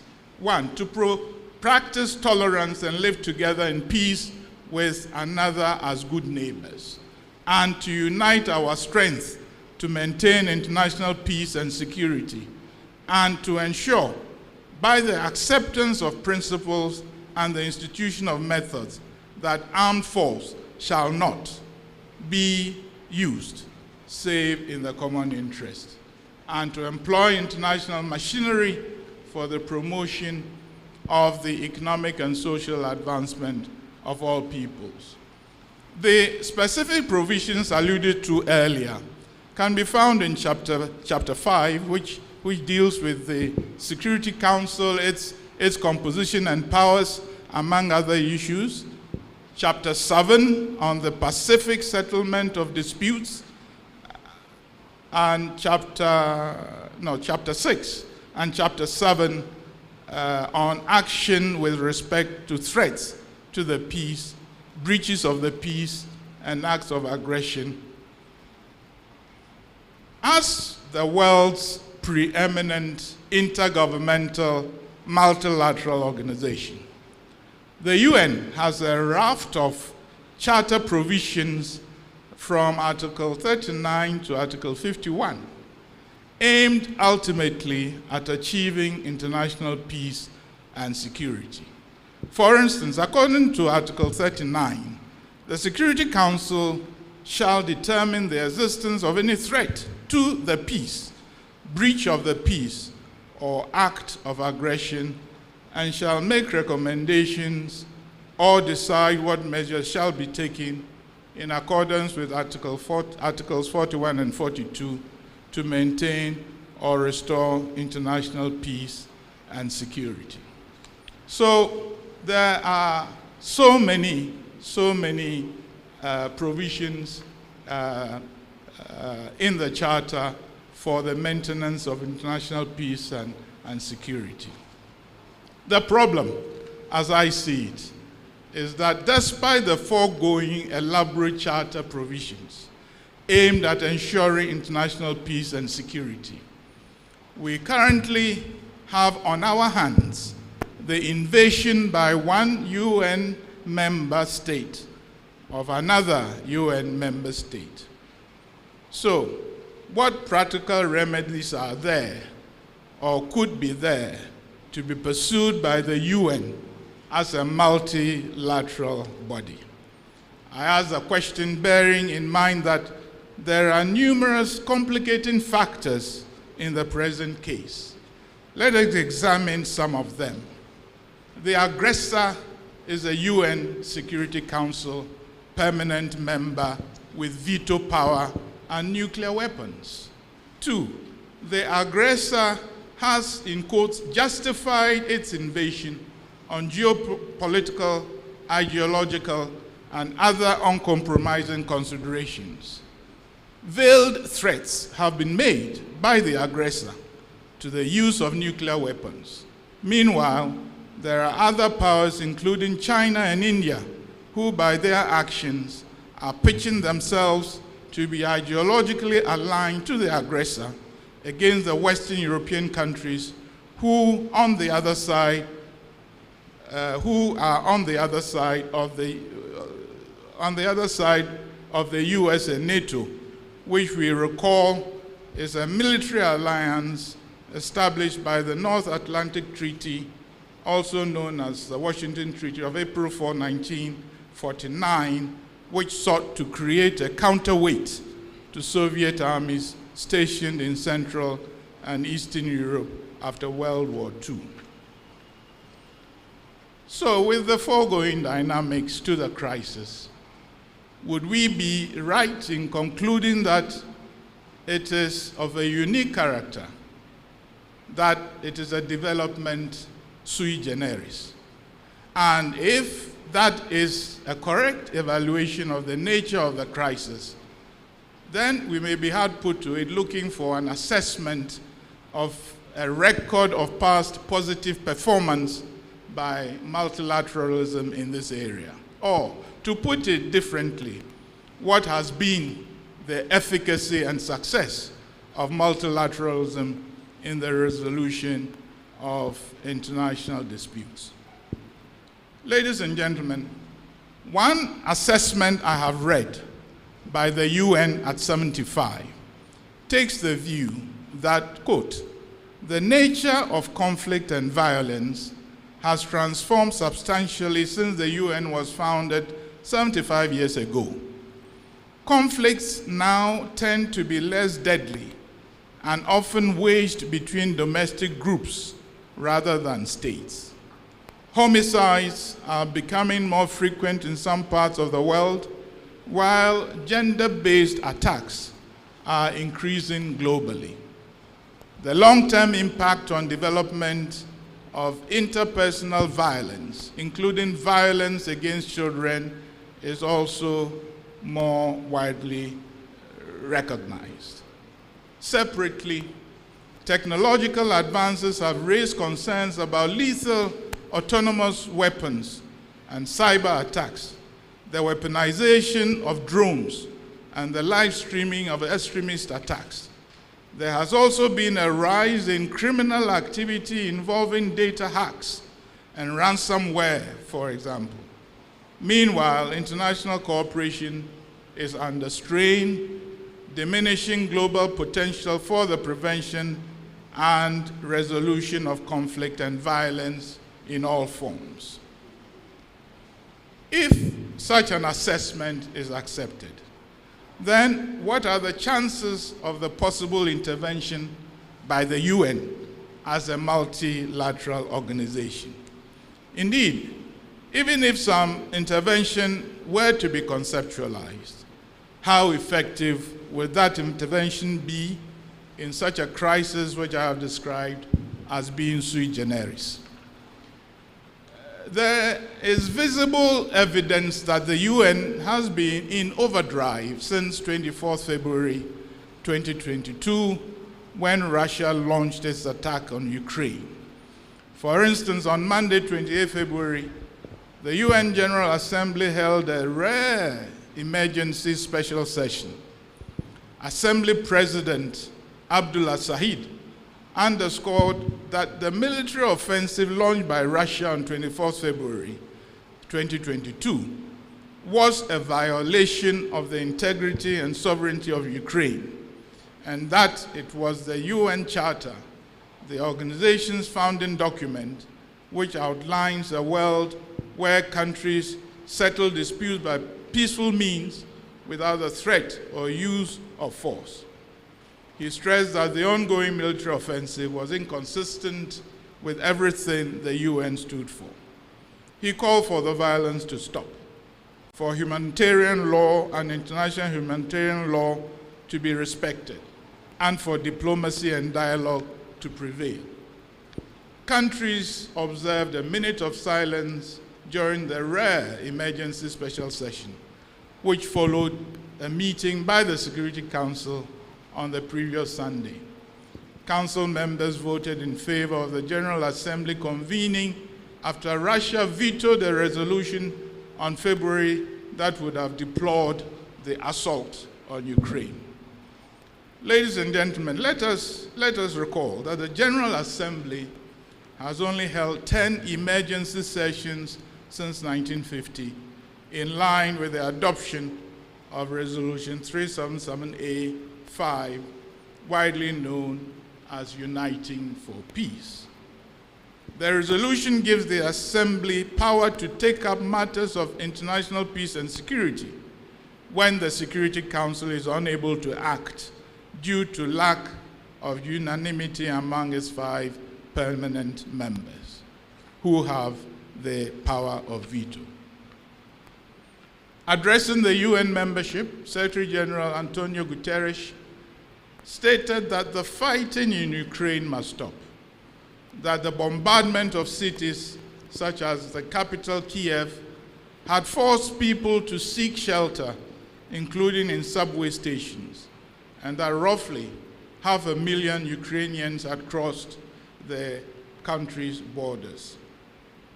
Mr. Guterres underlined the UN's commitment to Ukraine, reminding that in the previous week, he had allocated some $20 million from a UN humanitarian fund to support emergency operations and so on. On his part, the Ukrainian ambassador remarked that for the first time since the UN was established, a full-fledged war was unfolding in the center of Europe.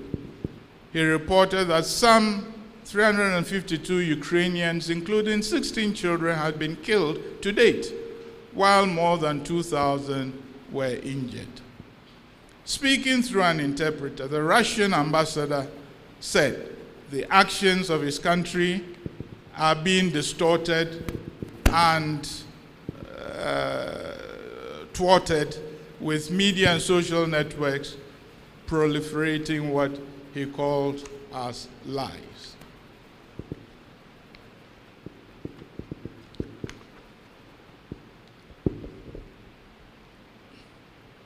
The UN General Assembly has since adopted this resolution, as my previous speakers alluded to. So on March 2022, that's yesterday, on day 7 following the Russian attack, the UN General Assembly overwhelmingly adopted a resolution demanding that Russia immediately end its military operations in Ukraine. The resolution demands that Russia immediately, completely, and unconditionally withdraw all of its military forces from the territory of Ukraine within its internationally recognized borders. The voting capped off a rare special emergency session of the General Assembly that began, as we noted earlier, on Monday, 28 February, during which countries took the podium to declare their positions on the crisis, now entering a second week.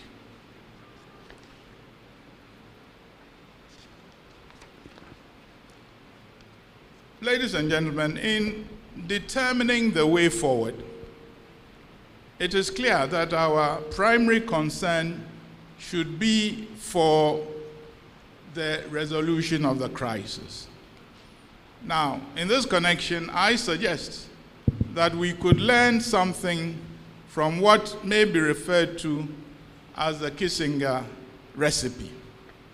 Former Secretary of State Henry Kissinger, who shared the Nobel Prize for secretly negotiating an end to the Vietnam War in 1973, when offering his perspectives on the Ukraine crisis over the annexation by Russia of Crimea, argued then that the fate of the country should not be a choice between the East and the West, but rather a bridge between them, adding that far too often the Ukrainian issue is posed as a showdown, whether Ukraine joins the East or the West. But if Ukraine is to survive and thrive, it must not be either side's outposts against the other. It should function as a bridge between them. Could this opinion serve to facilitate a solution in the current crisis and bring Russia and the West into a cooperative international system in order to oust the development of cycles of rivalry in various sectors?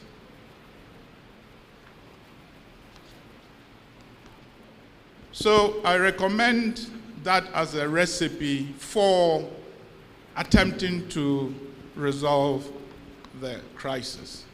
But as far as the way forward goes for us, and by us I mean for Ghana and the people of Ghana, for instance. But before I come to that, there have been these developments of punitive sanctions on the aggressor. And sanctions have been applied, in so many sectors. Sports,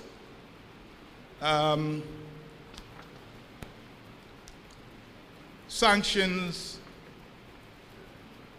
in respect to industry and transport, and even sanctions in respect of persons and so on. So as far as this is concerned, the renowned conductor, a gentleman called Zergiev, for instance, known to be a supporter of President Putin, has been asked by the Board of Trustees of the Edinburgh International Festival to resign and the board has since accepted his resignation. Edinburgh, as you may know, is a twin to the Ukrainian capital, Kiev. So that gentleman has been sanctioned on a personal level. Indeed, the foreign assets of the Russian president, his foreign minister, Minister of Defense, have all been frozen in the EU, US, and UK, as have those of the FSB security head, the Armed Forces chief, and members of the Kremlin's Security Council. The EU has imposed sanctions on all 351 members of the Russian parliament.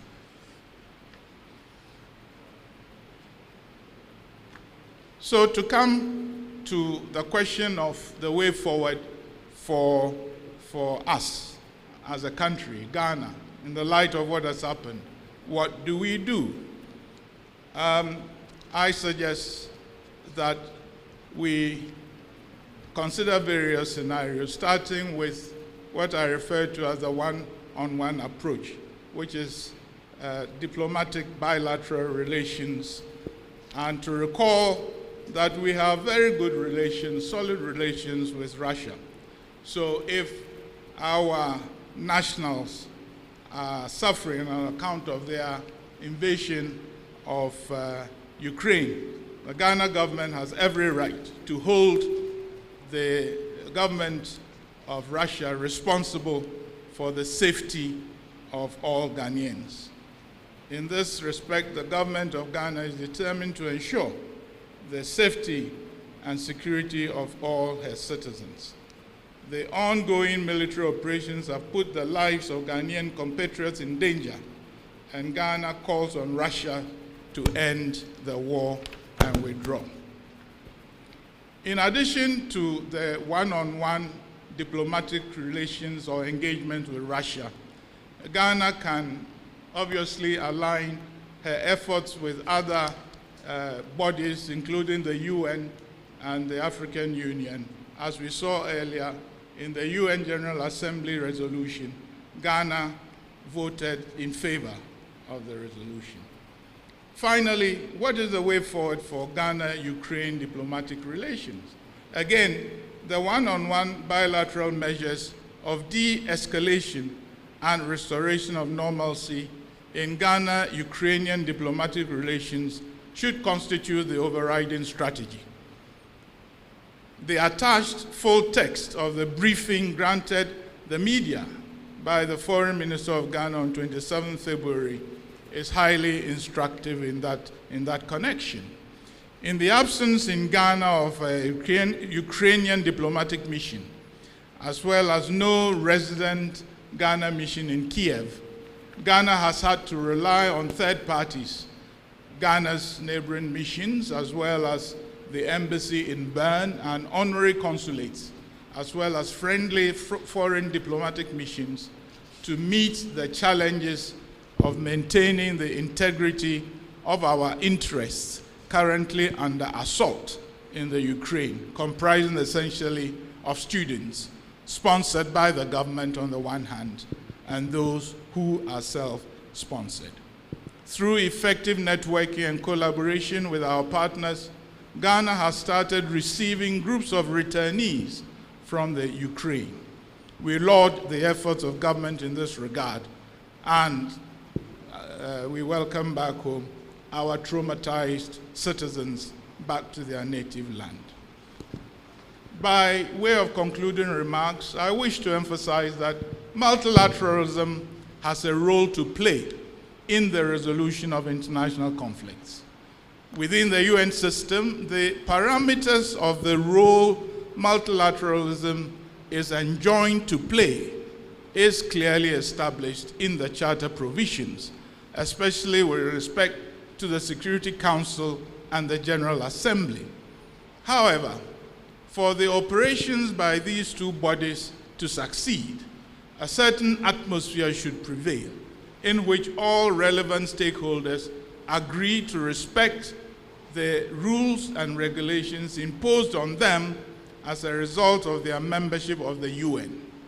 Regrettably, in the present instance, a key member of the UN, has opted to pursue an action of aggression as multilateralism seeks to establish the equilibrium to facilitate the achievement of international peace and security. Other mechanisms will have to be relied on to restore international peace and order. The reliance on punitive sanctions against the aggressor, in my view, could prove to be an effective catalyst in restoring the ultimate objective. I thank you for your attention, and I'm sorry for having been lengthy.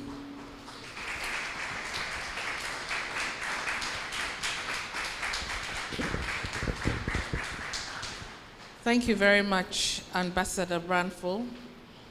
And I think your last comment definitely lays the foundation for our last speaker.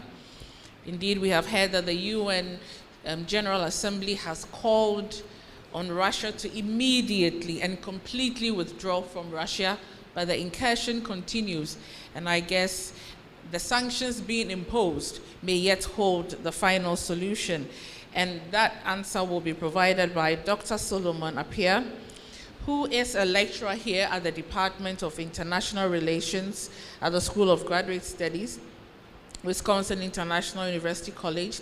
He is a social science researcher and a consultant with experience in Europe, North America, and Africa.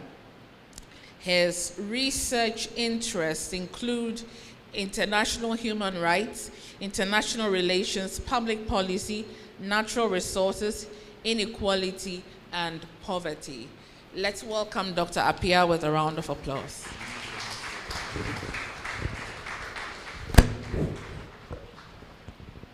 All right. Good evening. I have been told by at least 3 people that the time is fast spent. So I have my timer here. I'm about to time myself, and I will rush through slides. Now, when I rush through the slides, don't feel bad. If you found my presentation interesting and you want to be, like you want more of it, I will be teaching the same slide in my international economic relations class. You may go to the graduate school and ask for permission to be part of that class. As to whether they will allow you, I have no idea. My slides, please. As to whether they will allow you, I have no idea. That's not mine. So I will try my best to rush through the presentations, and we shall come to a quick conclusion. Please look in a folder with Appiah. All right.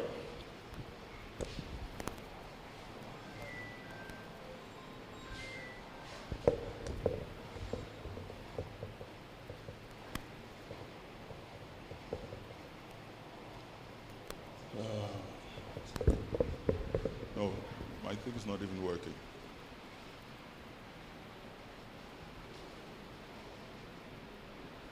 Please bear with us. You will enjoy the presentation. Please bear with us. All right, come. No, we are not done. This has to work. So go to where I was. Go back. Now let's do it. Where's the thing? Wait, relax.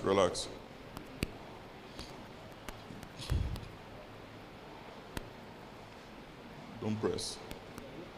All right.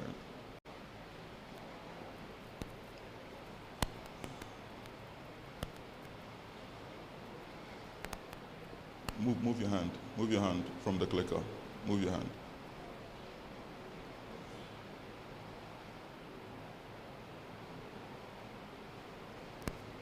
All right, go to the presentation. All right, good. Thank you for your patience.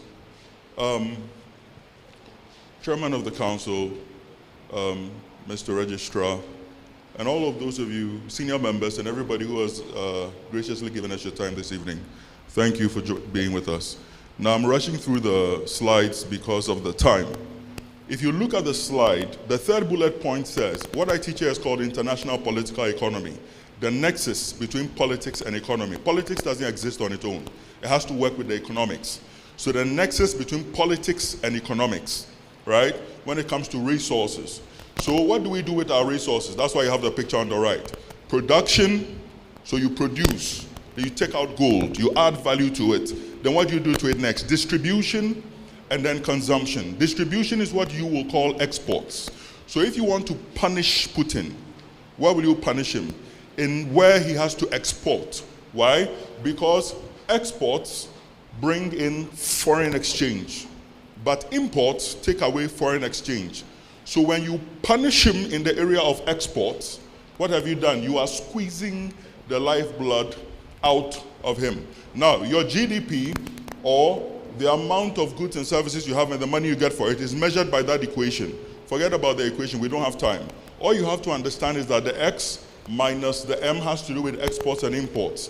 So when you sanction the economics of Putin, then you are squeezing the lifeblood out of him. Now, there's only one problem in this regard. Europe depends on 70% of Russia's exports. So you're punishing somebody, but you rely on that person to eat and to stay warm. Right? So EU exports of primary goods, 70%. Out of the 70%, 63 was energy. So the European continent, the energy they need, 63% of it is from where? Russia. So if you decide to bully Russia, and you don't have an alternative, and also Russia decides that tomorrow, my lines are not working, you freeze to death. It happened just a couple of years ago. They just pulled it down for just a few hours, and people died in Europe. Now, so because of that, Europe has been trying to reduce reliance on Russia. So you see the pink line. Don't forget, if you can't read it, it's okay. The pink line is how much Europe used to rely on Russia.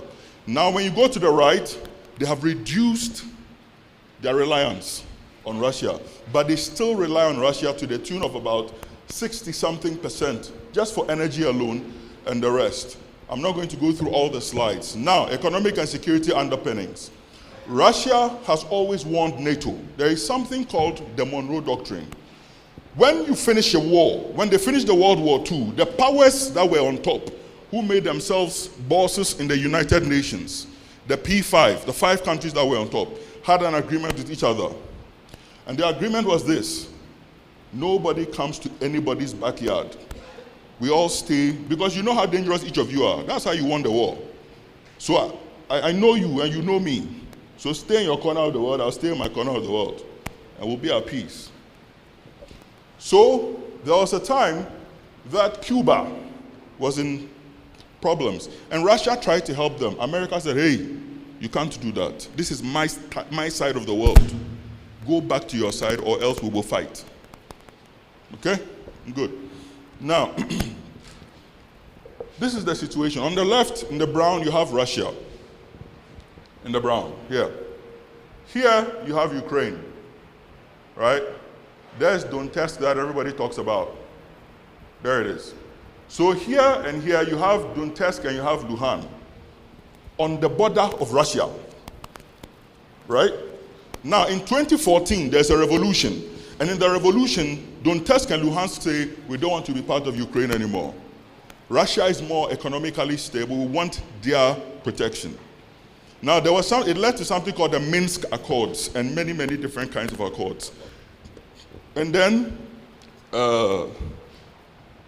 many world leaders came to the fore. They had these agreements. They were never implemented in full. But my colleague, talking about international law, told you that there is something called the Montevideo Convention. That's what determines whether you can be a country or a state or not. Now, they fulfilled Article 1A, B, C, but D is the power to enter into relations with others. They hadn't fulfilled it. Then recognition, they hadn't fulfilled it, right? Now, Russia, for some weird reason, waits to 2022 to give them both D and recognition. D is the ability to enter into relations. The moment you give them those two things, they are a state. The first thing he did was to enter an agreement, and he called it friendship agreement. It's in the UN documents. He called it a friendship agreement. Before they knew it, many days later, he just added recognition. Then, why? Because he wants to enter the country, and like my colleagues have said, it's illegal, right? So if you enter as an invasion, you can get in trouble. So how did he enter? If you are a student of international relations, all he did was he gave them the ability to be called states. They were already republics. If you go on the internet, they are called the Republic of Donetsk, the Republic of this.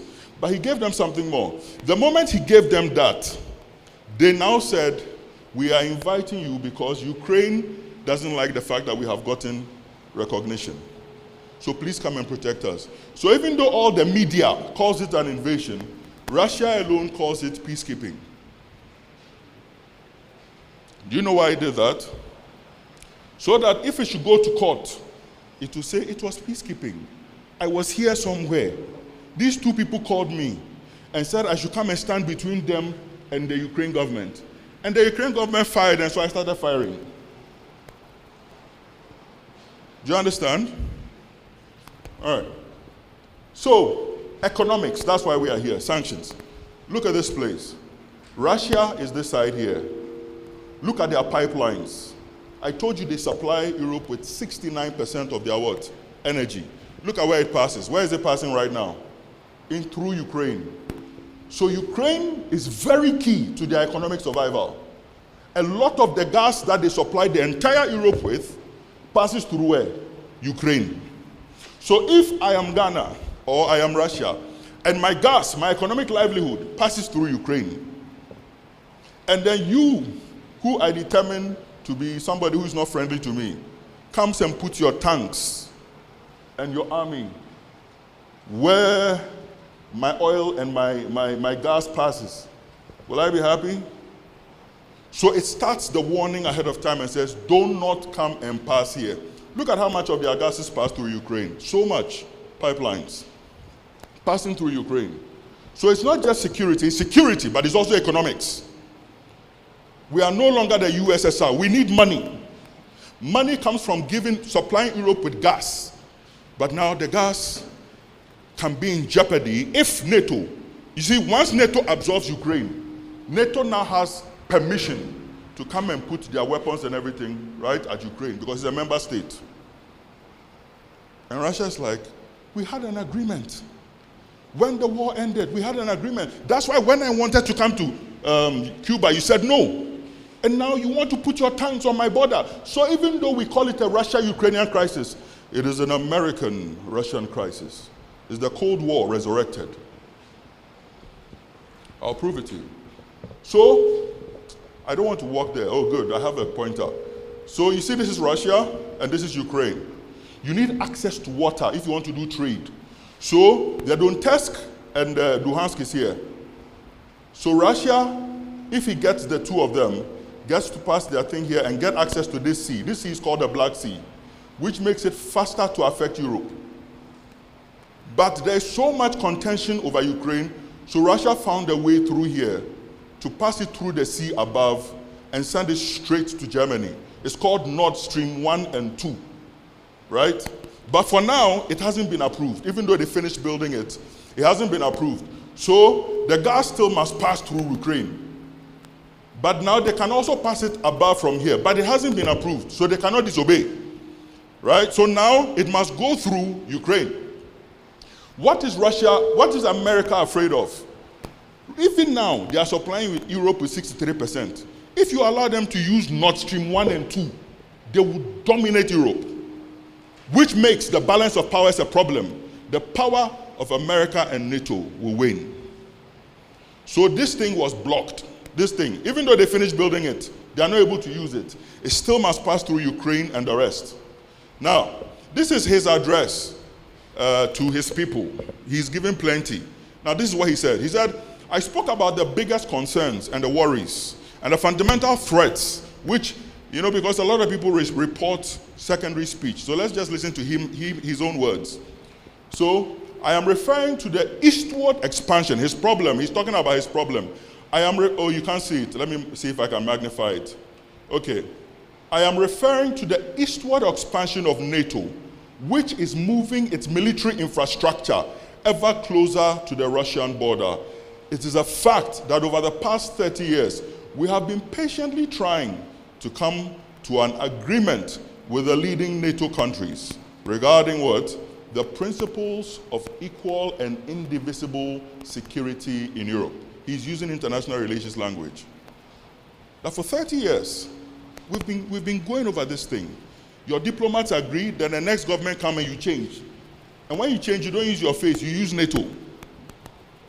Right? By the way, for those of you who are here, what's the closest distance between Russia and America? Some of you think they're on two far continents. Yeah? Google it right now, and you'll be shocked. When you find the answer, let me know. So economics, let's go to the bottom because we don't have time. We are aware, this is Putin talking, we are aware of this, and we have objective view of economic threats. He says, we understand the sanctions that have been given. We understand everything we are in. However, one of the reasons why I cannot allow this thing to stand is because it will mean the erasure of Russia. When we lose our economy and you have you on our borders, there is no longer Russia. And he quoted Libya, Syria, and others. Now, you may agree with him, you may disagree with him. Now, this is a man called Meshmaya. If I pronounce his name wrongly, forgive me. He's an American and I'm a Ghanaian. I don't know him. But he's one of the big boys in international relations. And this is what he has to say. What's going on, because they can't give you sound, I'll read it. What's going here in the West is leading Ukraine down a primrose path. Listen, no, he didn't say what's going on in Russia. He said what is going on in the West. So he acknowledged that even in 2015. The West is leading Ukraine down the primrose path. And the end result is that Ukraine is going to get wrecked. And I believe that the policy that I'm advocating, which is neutralizing Ukraine and then building it up economically and getting it out of the competition between Russia on one side and NATO on the other side. Okay, and the end result is that Ukraine is going to get wrecked. It's going to be destroyed, which is exactly what happened. 2015, he gave the warning. 2022 is happening. Ukraine is going to get wrecked.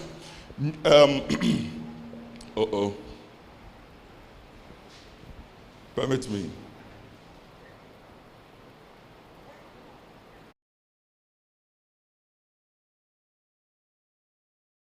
You're not going to watch all the video because there's no time. What's going on here in the West is that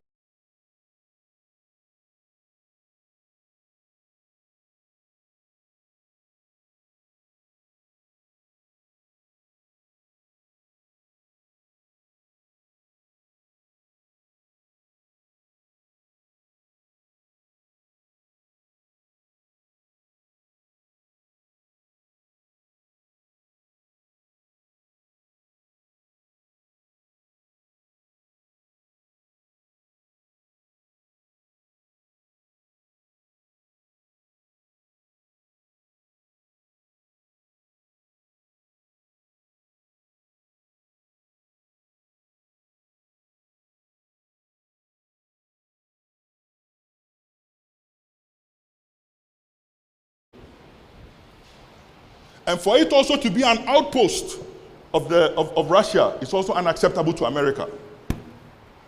Right? So it cannot be an outpost for Russia, it cannot be an outpost. So the professor says, neutralize it. Let it be neutral. Nobody should take it. Let it rather serve as a bridge, which is exactly what the ambassador quoted. This is Dr. Henry Alfred Kissinger, and he was a professor at Harvard. Later became the foreign minister for America. This is what he also said. These are two academics. You've heard Meshmaya, now listen to Kissinger. Kissinger says, far too often the Ukrainian issue is posed as a showdown, whether Ukraine joins the East or the West. But if Ukraine is to survive and to thrive, it must not be anybody's outpost. It rather should function as a bridge. This is him again, speaking to the United States Senate. This is what Kissinger said.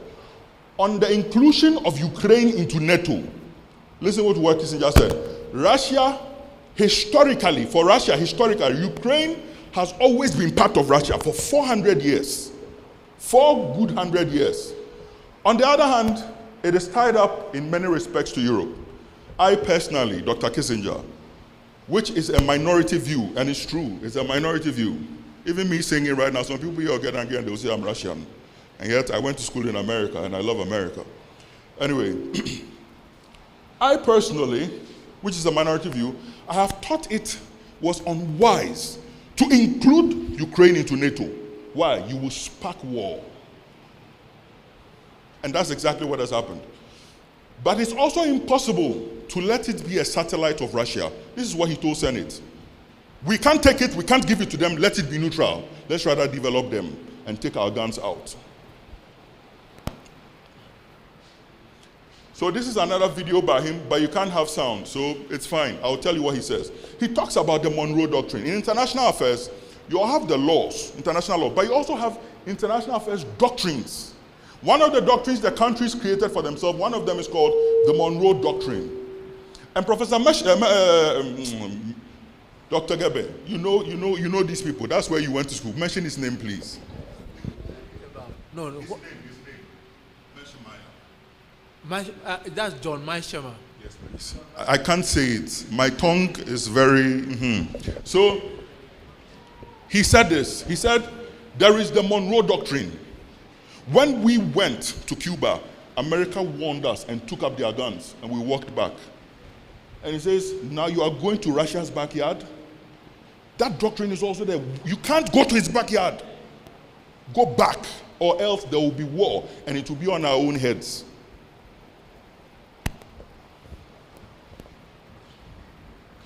Now, this is NATO.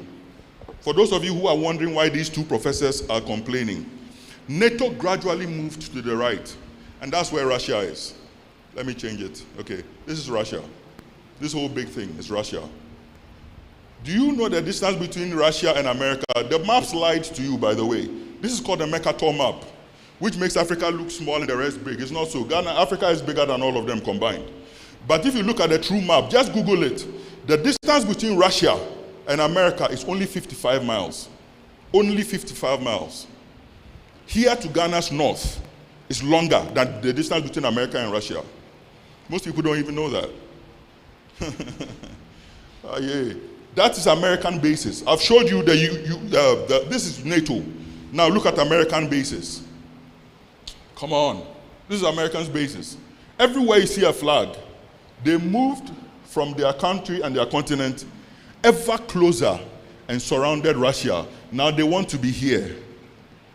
And Putin said, sir, you came here, you came here, you came here, you came here. I didn't talk. If you want to be here, or die be die.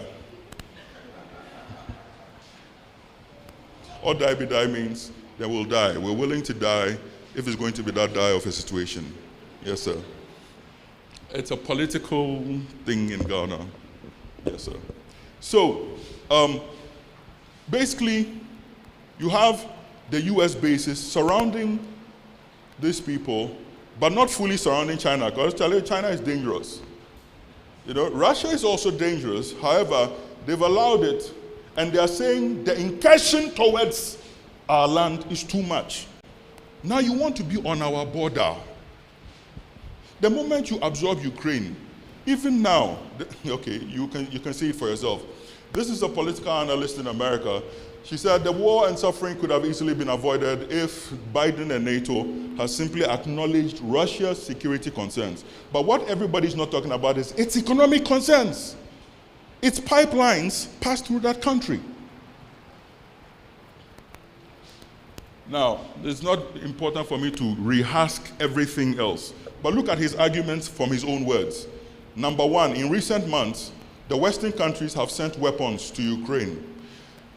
The army activities in Ukraine are no longer governed by Ukrainians. They are governed by foreign consultants. Oh, we do that in the world. I won't go into details.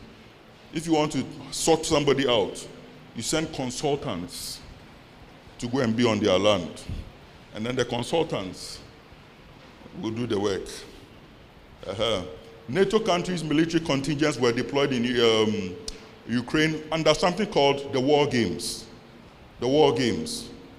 So they've sent military weapons, soldiers. It's just not showing on your camera because who owns those media stations? Okay, I'm not going to talk. But anyway, so the West started to explore the territory of Ukraine as a future theater of military action on the global battlefield, and it's all aimed against Russia. They have adopted the law They have changed the law now to allow foreign troops to be on Ukraine soil, which is my backyard. I want you to see what he said. He said, this is a matter of life and death. Look at his mindset. It is a matter of life and death. If Russia must go down, yes, but not in my lifetime. Kill me first. It's a matter of life and death. Look at the next thing he said. He said, this is the red line we have been warning everybody about on numerous occasions. It is about our interests. International relations is all about interests. So Putin, all he's thinking about is Russian interests. Whether he's right or wrong, that one is not up to me and you. In Africa, our nations should be looking out for our interests also. Not sacrificing us on certain altars. Sanctions. 1, exports, you cut it off. Now that they've cut off exports, no foreign exchange will be going to Russia. So in other words, we will squeeze you from the outside. They've banned exports of strategic items. Number 2, core infrastructures. The largest banks have all been punished and removed from the SWIFT system. SWIFT, when I need to transfer money to you in America, I need a SWIFT code. They have been removed, so you can no longer transfer money to them, unless maybe you use Bitcoin or some other illegal system, or gold. But even if Russia has gold, who's going to buy it? Everybody's been banned. If you are caught doing business with Russia, you'll be in trouble. 3, isolate them from the international financial system. 4, freezing the assets of the president and his other people, including real estate, the land, the property, the money, everything has been frozen. 3, Russian elites, they are curbing their deposits. Even Switzerland. There are countries, I served Mr. Kofi Annan, I worked for him in Geneva, Switzerland. One thing I didn't like about the country is that everybody can hide their money there and nobody will talk. But now Switzerland, for the first time in history, has changed the rules. The money that belongs to Russia, you know what they've done to it? They've seized it. I remember when I was there, Parliament met. I was at the United Nations Conference Center, Parliament met. And we were trying to get our money that Ghanaian leaders had hidden in Switzerland. And so when they came out of the meeting, I asked them, are you going to give us the money? They looked at me and said, yeah, Africa. It's the financial crisis. America is strong. It can bully us. So we'll give America the money. Europe will give them the money. But you, what can you do to us? You're not getting a cent. You don't have any bargaining power. Sorry to say that, but you don't. Started from Nkrumah's time, and I'm not going to go into that. Anyway, so you target them, you ban their ships, you ban their airspace. The whole EU airspace is blocked. You cannot go through there if you are Russian, right? Now, that's a form of economic, you call it economic warfare, but we won't go into that. Listen to one professor from Johns Hopkins University. His name is Stephen Hanker, Senior Fellow and Director of the Troubled Currencies Project at the Cato Institute. Listen to him. Weaponizing the SWIFT, because it has been weaponized against Russia, weaponizing the SWIFT international payment system might cut Russia off, so you are right. But it risks eroding the dollar-dominated global financial system. Indeed, it will give rise to alternative systems developed by Russia and China. This is an example of how sanctions can be counterproductive. You know what will happen? The dollar has enjoyed the basket as the main money we trade in. China's first attack was to create its own World Bank, its own version of the World Bank. Now it's going to create an alternative to this one. So that even if Russia is blocked from here, Russia can use this one. But that's not good for any of us. Because it means power would definitely shift towards the east.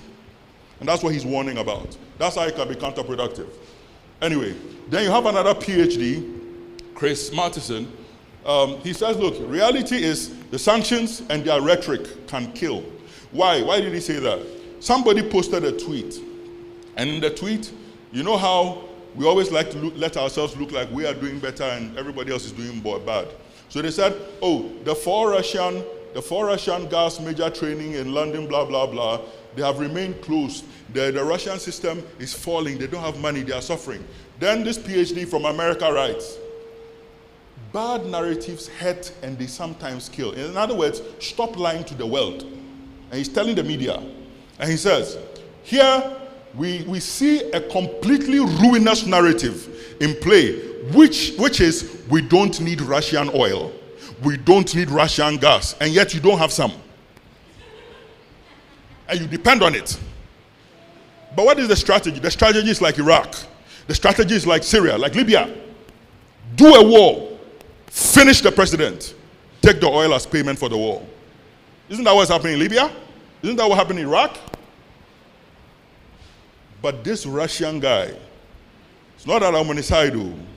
He's the former boss of the KGB. Pardon me to say this, Wabodam. His passion for his country will not, let's go on because the time is up. Look at his response.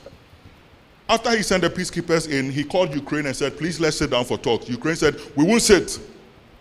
Russia said, oh, you won't sit for talks. You want me to continue the bombing? All right. So Russia's response was this.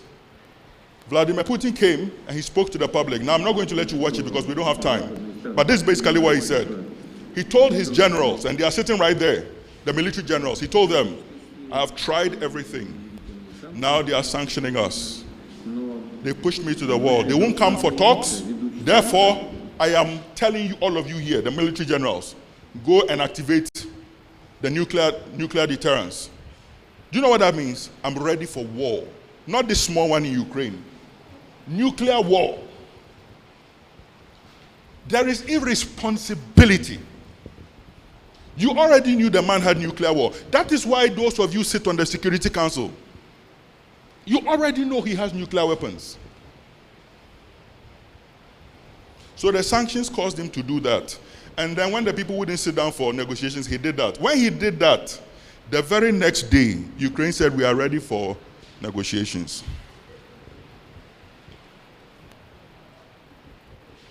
Then Moscow sent another warning. All countries sending military equipment to Ukraine, if any Russian dies, we will require it from your hand. Next, because the sanctions, part of it is including that sending of those weapons there. The last thing, then they said they are going to ban them from everywhere, and they did. They did, in the air, the water, and everything. The next thing was space. Listen to what Putin told the world. He said, we have something called the ISS, the Russian space station. Is in space. He says, if you like, these sanctions, if you like, apply it to space.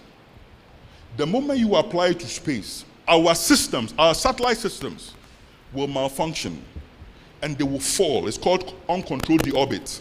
And when they fall, what did he say? Where will he go to?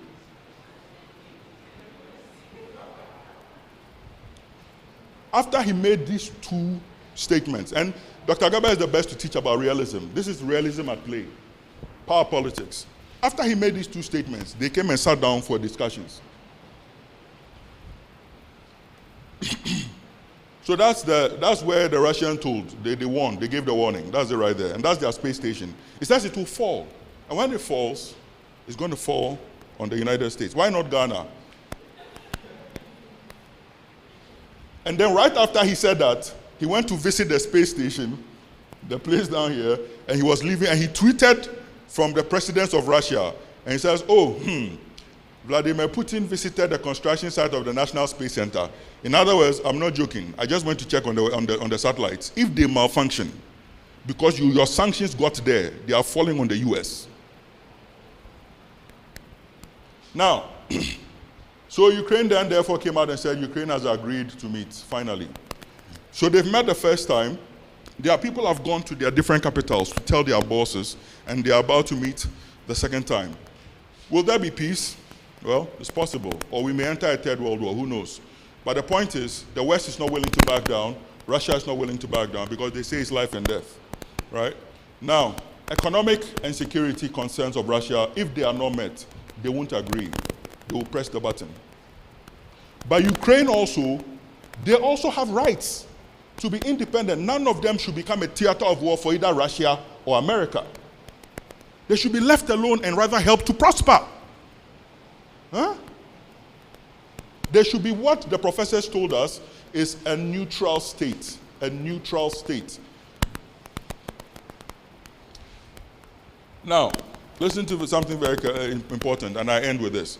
I would now like to say something very important. Putin is talking. For those who may be tempted to interfere with the developments from the outside. So you see, his issue is not Russia, Ukraine. His issue is those who may be tempted, and he has mentioned them. It's America. Because America funds, you see, when you fund an organization, you get to control it. America is the one that funds the NATO. So he says, who may be tempted to interfere with development from outside? No matter who tries to stand in our way, we are all the more to stand in our way, or all the more to create threats and blah, blah, blah. He said, they must know that Russia will respond, not slowly, immediately. And he explained why. He said the reason why the USSR collapsed is because their leaders at that time were doing, oh, you wait, maybe tomorrow. Oh, you wait, maybe tomorrow. And everything collapsed. By the time they acted, everything collapsed. He said, not in my lifetime. If you don't listen, I will act. Now, respond immediately, and the consequences will be such as you have never seen in your history. No matter how the events unfold, we are ready. All the necessary decisions in this regard have been taken. I hope that my words will be heard.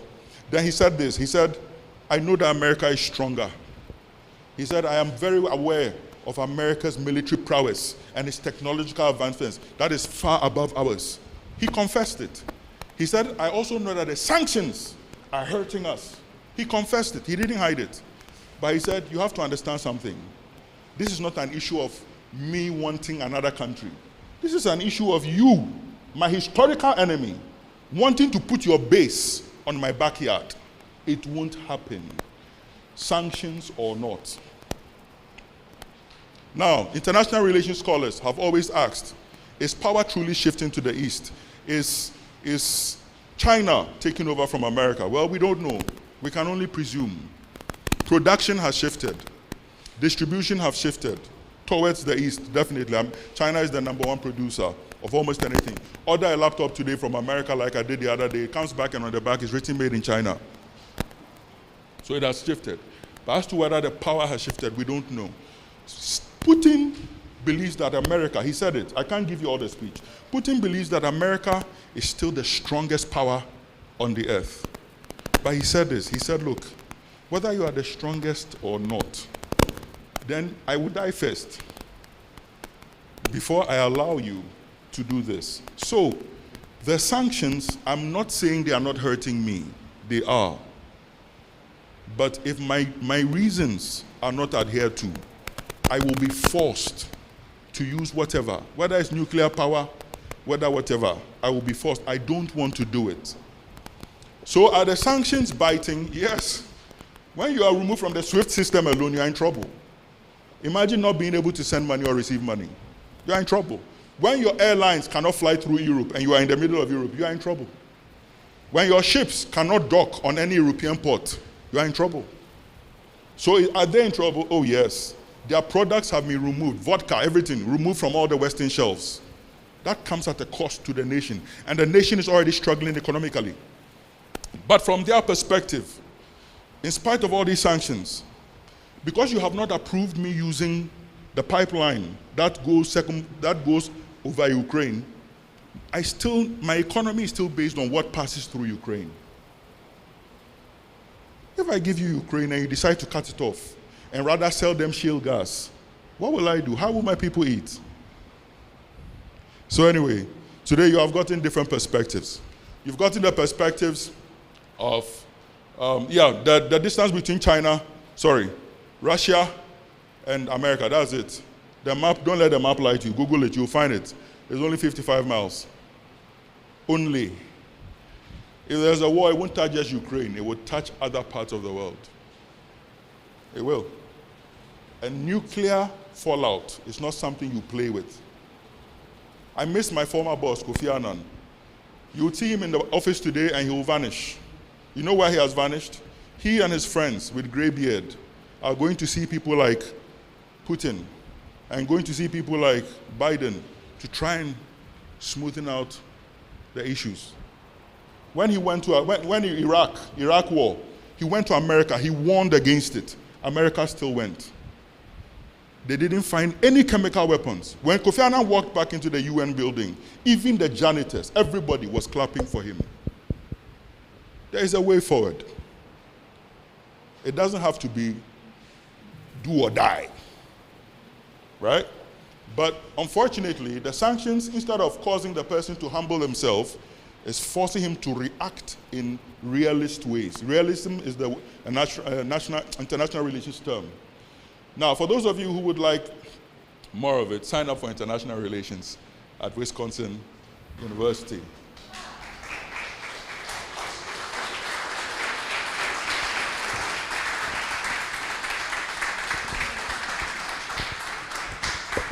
I believe all our presenters deserve a louder round of applause.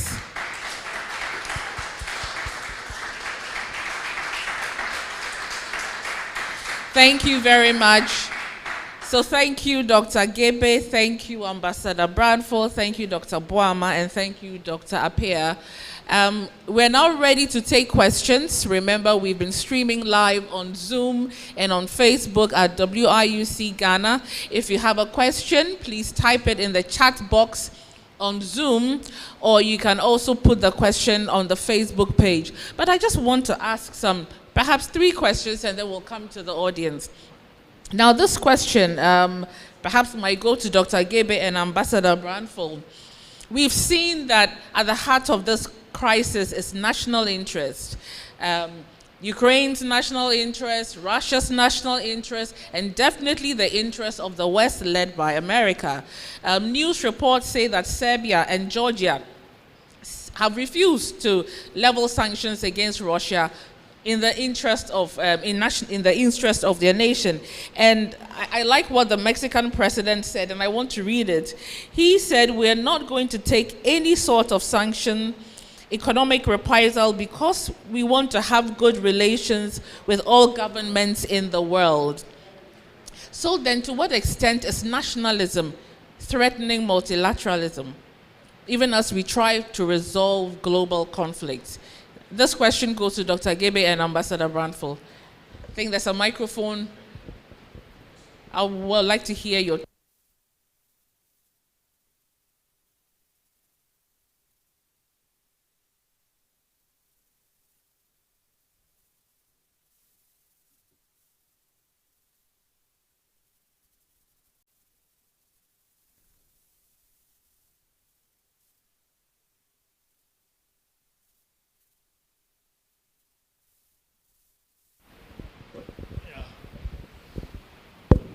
Thank you very much.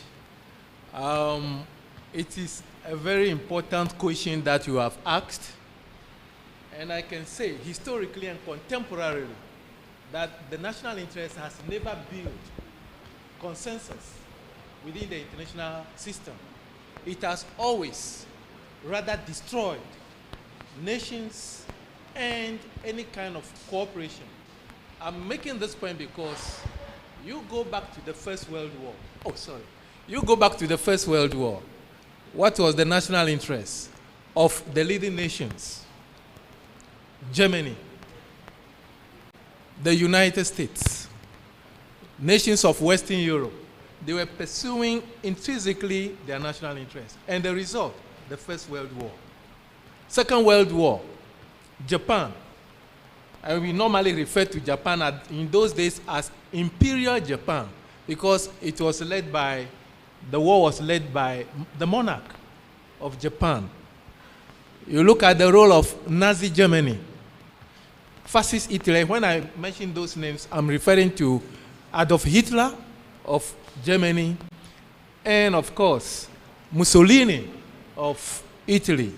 The result, the Second World War. And today, if you're talking about the United Nations Security Council, who are the members of the permanent members of the United Nations Security Council, the winners or the victors of that war? Name them. Former Soviet Union, now Russia, the United States, the United Kingdom, China, and France. These were the victors of the Second World War. What were they doing? Pursuing the national interest.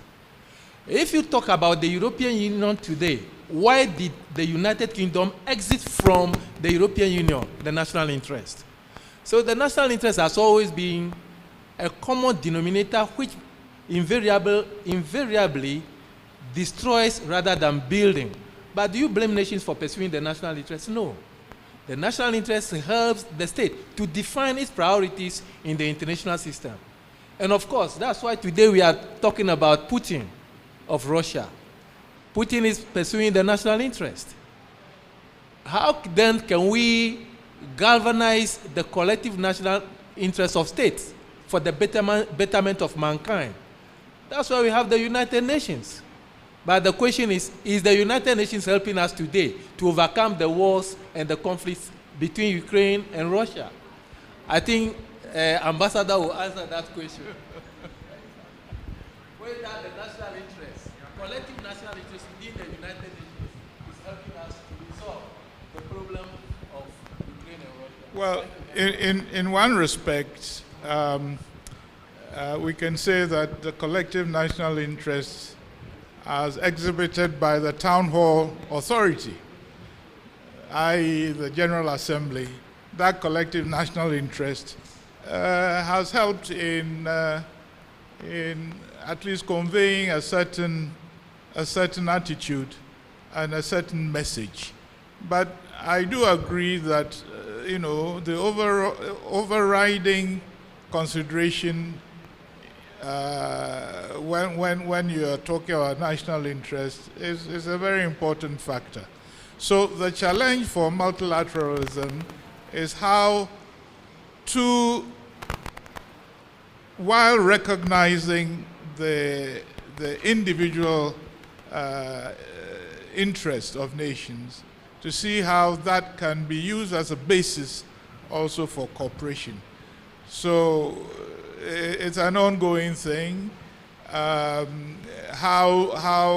do you turn individual nationalism into a collective good for the whole?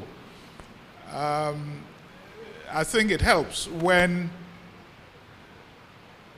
the various powers or the strength of the partnerships are well stratified, so that if you have an arrangement where a Security Council collective is recognized as such and they can impose a will on the others, fine. But where situations of the kind that we're seeing erupts, then you are confronted with a challenge. I really am not sure whether multilateralism at the end of the day can survive nationalism.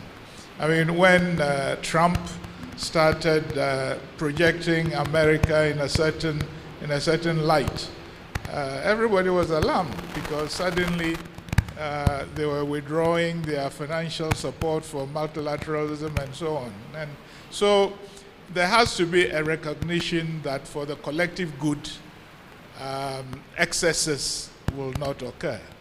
But if, unfortunately, you have the case of a Putin pressed to the wall and he's threatening to press the nuclear button, then I suppose that will make the world listen, and that will encourage multilateralism to emerge as an attempt to calm the waters down.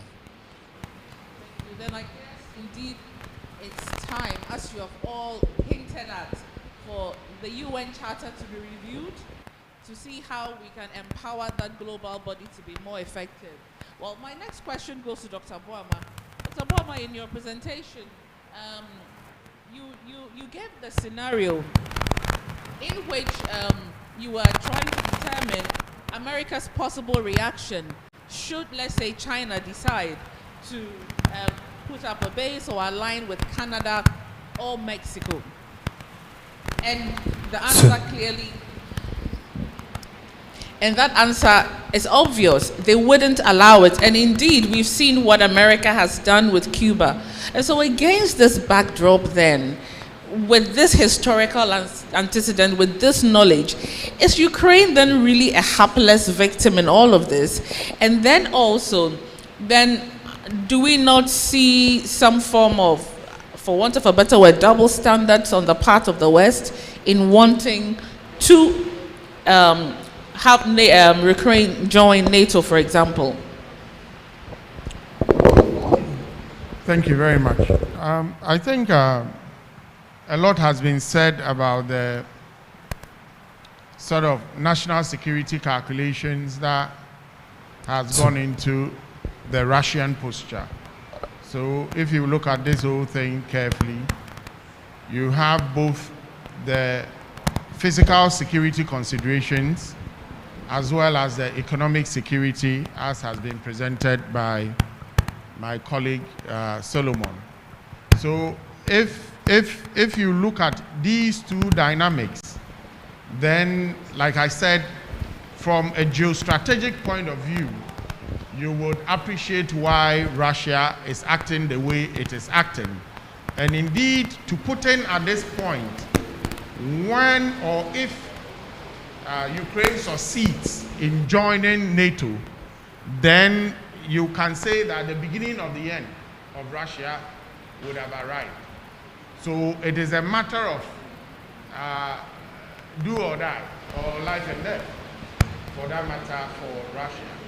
Now, in terms of where Ukraine fits into all these calculations, as has been suggested by my colleagues and other academics and security experts like Metrima and Co, perhaps the solution is for Ukraine to assert itself as a neutral or independent state, not a pawn for either Russia or the US, in a manner that allows some comfort that the interest of Russia would not be compromised because it has alliances with other nations.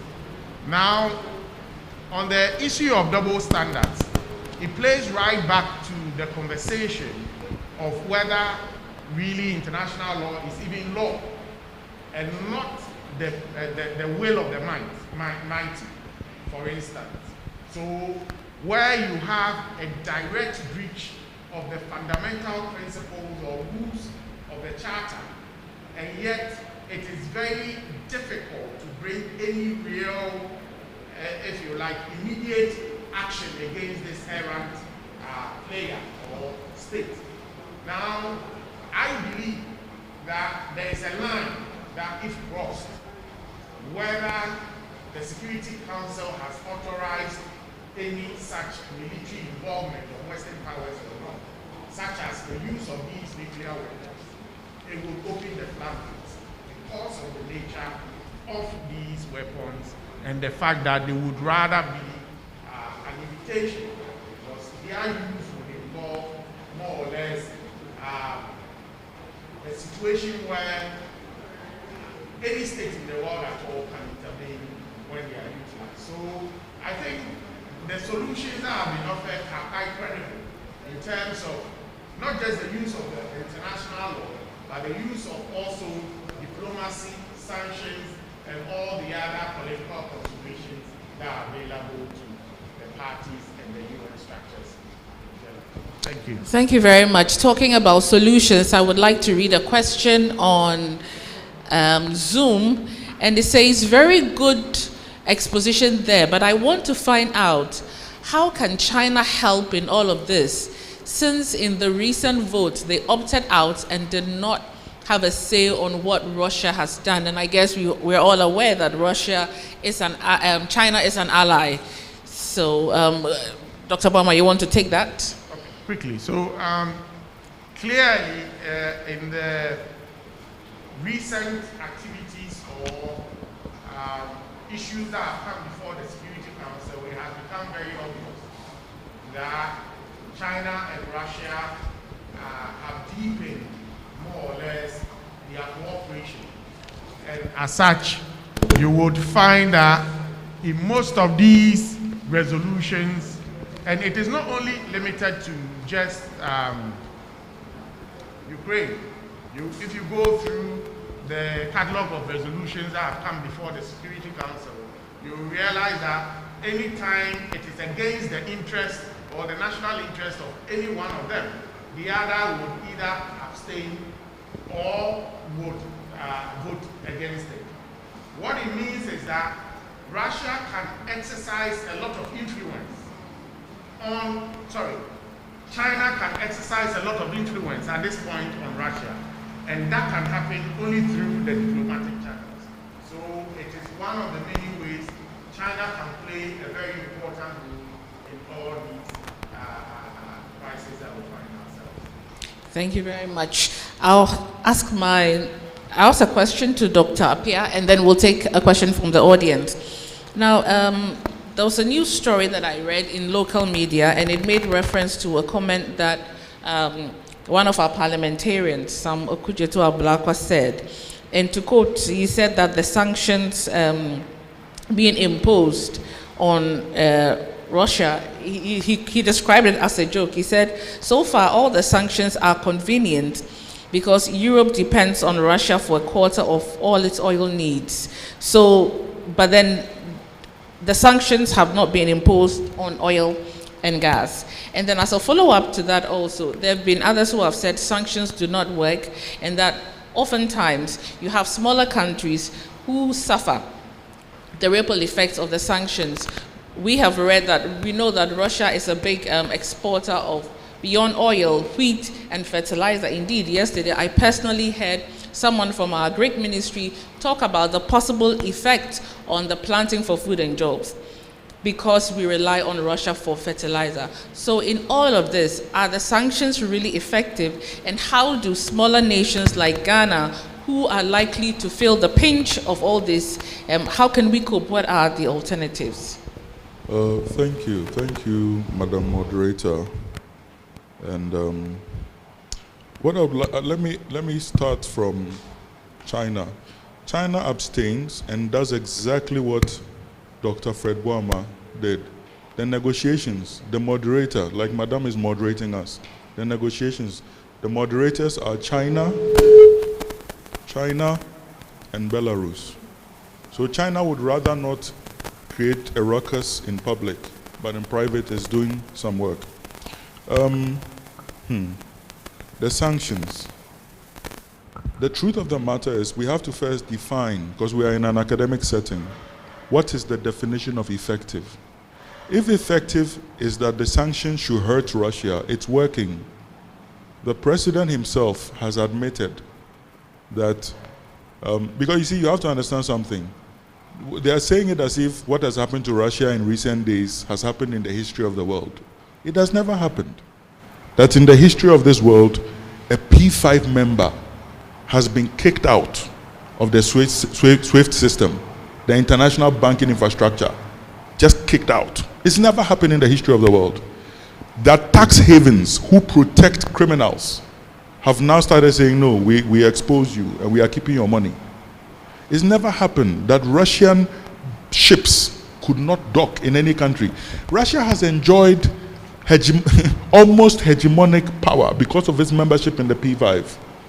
So nobody has ever dared ban its ships from docking anywhere in Europe or ban the entire European airspace. So it is pinching. Let nobody lie. It is pinching. So if your definition of effective is pinching, then it's pinching. But if your definition of effective is will it shape the conduct of Russia? Because international relations, that's what matters to us. When we're talking about realism, we refer to power or capability, and that is the ability of one state or other states to shape the conduct of another state. If you are saying that because of the sanctions, Russia will all of a sudden say, I agree, let this country enter NATO, then in that sense, it is not effective. So it is based on what your definition of effective is. Thank you. Thank you. We'll now there was a question from the audience. Yes.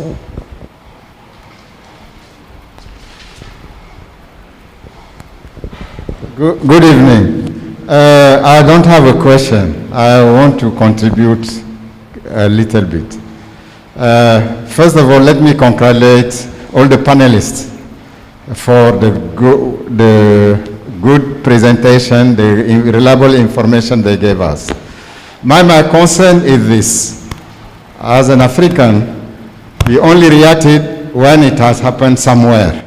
And I ask why these panelists didn't consider the case when 3 countries within ECOWAS have the crisis. I'm thinking of Mali, I'm thinking of Guinea, Republic of Guinea, I'm thinking of Burkina Faso. Why similar talk was not initiated to look into why we are in ECOWAS to answer our concern, direct concern. That's where my concern is. I'm not denying the excellent work you have done in a short notice on this, but I would like to see it on our side. That's what I would see, because they have sanctions there. International law is not here. Do they, the international law, being ECOWAS, being a landlocked country like Mali or Burkina Faso, should sanctions be applied to those countries? Is what I want to benefit. Now the other component I see, what are the lessons we can learn from this crisis? For me, you mentioned some of them, where it means every country should look at its interests first, and then you die for them. Africa, we don't die for our country. We don't die for our national interests. We prefer others to defend them. We die for them, not for us. So that's the lesson from it. Because why Russia is going, it's not because of everything, it's because of their own interests. If the interest is what, I want to sell my oil, I want to sell my gas, I want to live in peace, sleep, not be thinking that in next a weapon may come to my room. So that's Africa, we don't have that. That idea of saying, let's put our interests first. Cote d'Ivoire or Senegal are behind France to sanction Mali. The stupidity is, while Air Cote d'Ivoire is not going to Bamako, Air France is coming to Bamako. Why the Europeans are keeping it? Because they prevent a day they will say, Europeans should leave, they have a way of bringing a plane to go. By we Africans, we just say and defend them while we are not defending our interests. Interests within ECOWAS, interests within the African Union. So we are not doing it. Now the other component, let me assume that what I read through the media is true, that some black people were denied to leave Ukraine because they are black. If that is true, what have we done as African? Here don't I say Ghana is bringing. We should think union, because all the African countries do not have embassies around this place or consulate. So here my concern is where are our nationalism? Where you don't think of African Union, Pan-Africanism, because we are in the country of Nkrumah. Why we don't say, okay, African Union, charter a plane and go take those people outside. Thank you. Thank you very much. Indeed, you have preempted a question that I had wanted to ask, but I was shelving it.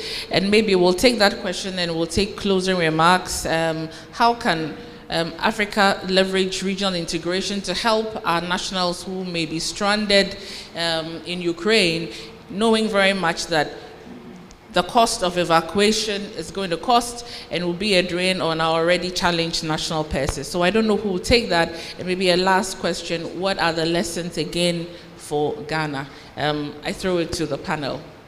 Anyone can pick this up. We start from the person here. Yes, then I start from Dr. Appiah. Sorry, please, what's my question? So picking up from what the gentleman just said, I was asking how can Africa leverage regional integration to support our nationals who may be stranded? Yes, please. Initially, Dr. Kwame Nkrumah wanted a political and economic union that was very independent of the West. What we ended up having was the OAU, which was a toothless dog. In law, we call it, it was not justiciable. It couldn't get certain things done. So we came up with the AU. But the AU, like I said, depends heavily on certain governments. It's just the reality of life.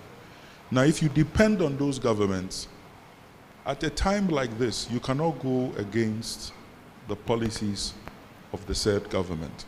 However, I also agree that when it comes to pooling resources together so that we can get our people out, it should be done, right? And if anybody comes against you and says you shouldn't get involved, you just say, look, this is an African Union thing. It's not a Ghana or Nigeria or Burkina Faso thing. So that's the little I have to say. Thank you.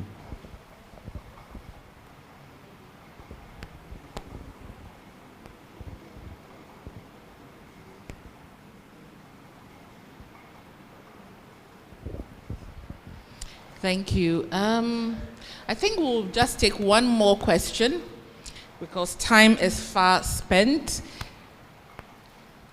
Okay, well, we will oblige. There are two questions from the audience, so let's have those questions. We'll have those questions together and then our panelists will answer. If you can please come up.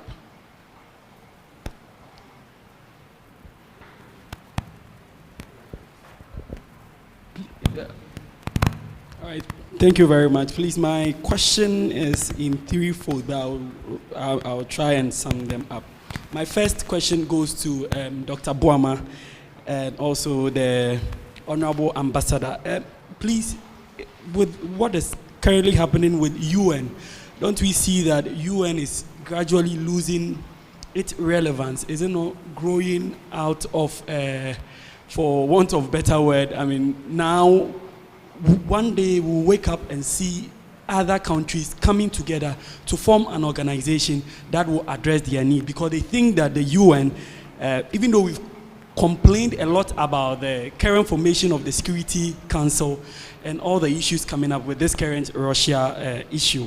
And also, secondly, I want to ask if the current invasion in Ukraine by Russia can be a case study. Can we see something happening in the near future? Let's say Israel also invading Palestine or something, because in the past we have Professor Enin of Kofi Annan Training Institute say that we could possibly have some 5 coups before a certain time period. Could we see something like that so that we can pre-advise our compatriots who are in these various countries, now that we see that Africans are being more treated and less handled on the borders of Ukraine? Thank you. Thank you. Can we have the question from the second gentleman? And that will be our last question. Okay, so I have 2 sets of questions, and the first one would have to be answered by Dr. Boama.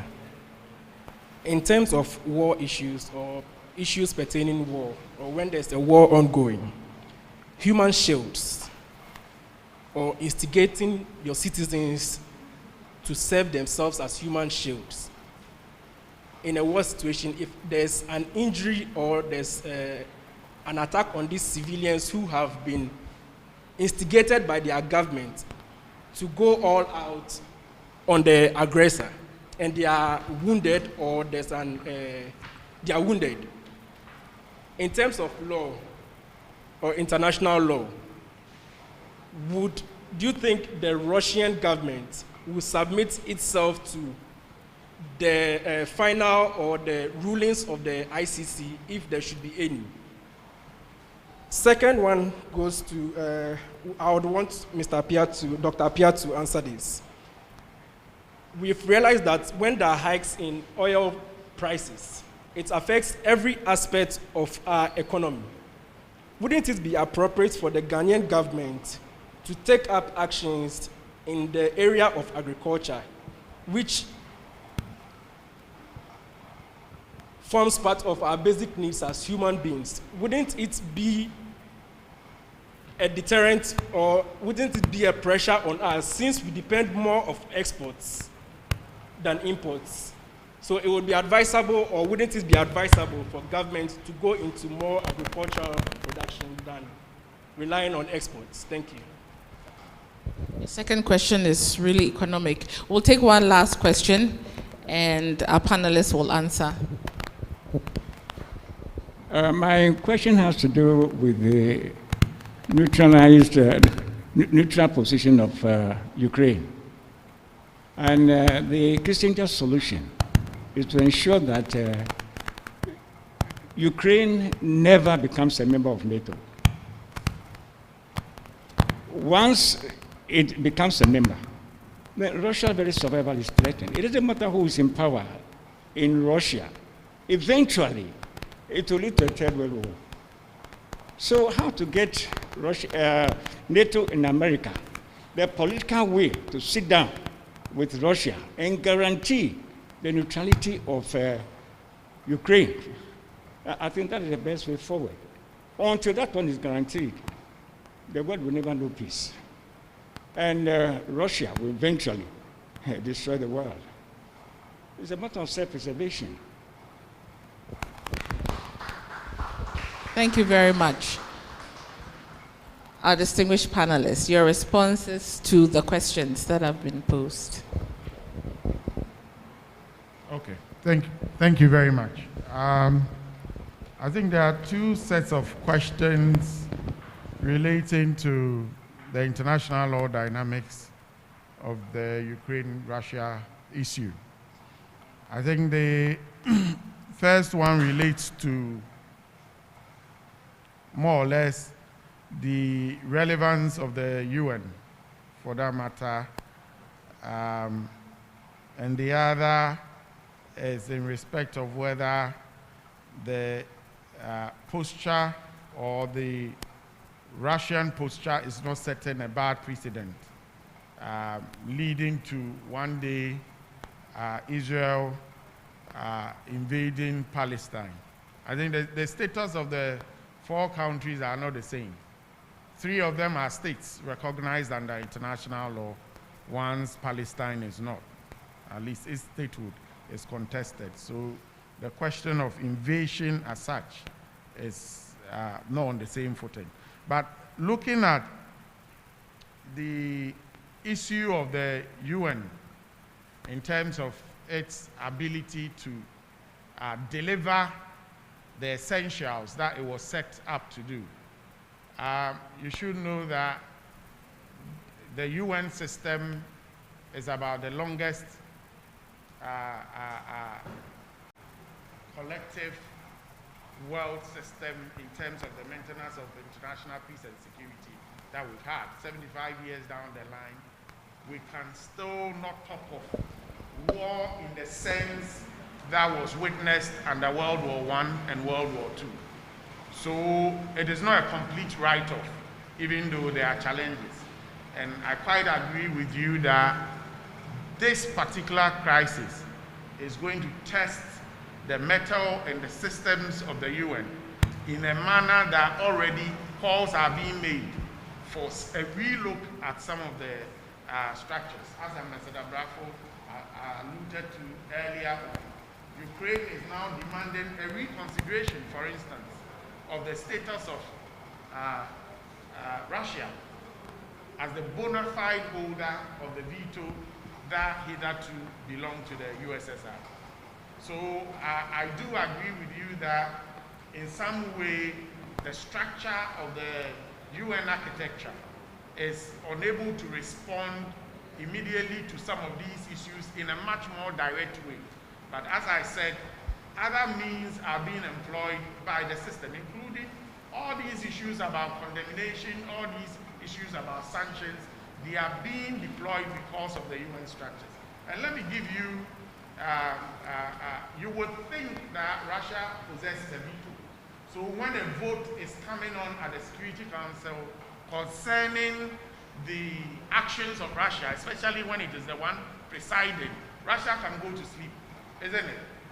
But no, if you know the amount of intense lobbying that Russia had to do in the run-up to the vote to try and cut alliances, that I am doing this because it is in my national security interest. So don't vote against me, stand with me. One would have thought that as a person possessing veto, you would have just gone to sleep, because there is quite some limit to how often you can use the veto. Other than that, you become isolated, even by your own friends. So it is quite not accurate that the UN system is becoming irrelevant. It is being challenged, and out of it I believe that a number of changes and compromises would come up that better strengthens the systems that we currently have in place. The other relates to, I think, human shields in the context of war. So if you look at the Fourth Geneva Convention in respect of international armed conflicts, that is being conflicts between states, okay, and the additional protocol 1, you would understand that, and even non-international armed conflicts and the additional protocol 2, civilians are not supposed to be deployed as human shields. Indeed, there is a limitation on the killing or the harming of civilians. So civilians enjoy a unique protection under both the Geneva Conventions in respect of an international armed conflict, as well as even non-international armed conflicts.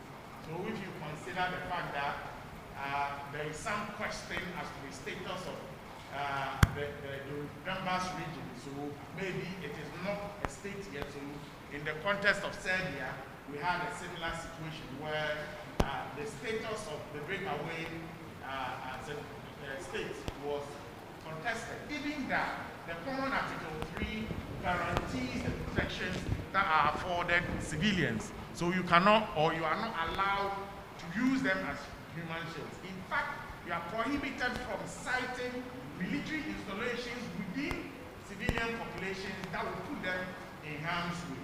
So I think there are enough protections within the framework of international law to protect civilians within this conflict. The question is whether they are being respected, and if not, what enforcement can be brought about. Thank you. Ambassador, you may want to add a word. Yes, well, the earlier intervention by Prof. Mamadou, yes, about lack of interest in what is happening in the West African sub-region and so on. I think it's a genuine observation, and maybe the colleagues will take a look going forward as to what to do to, display our interests in our sub-region much more than we appear to have done. So I think I have personally taken that into consideration. I don't know at my level what can be done, but I think it is a genuine concern. West Africa, currently Ghana is the chair of ECOWAS, and there are certain things that are happening politically that could rebound on considerations within the levels of university settings and so on. So I want to personally thank you for your observation.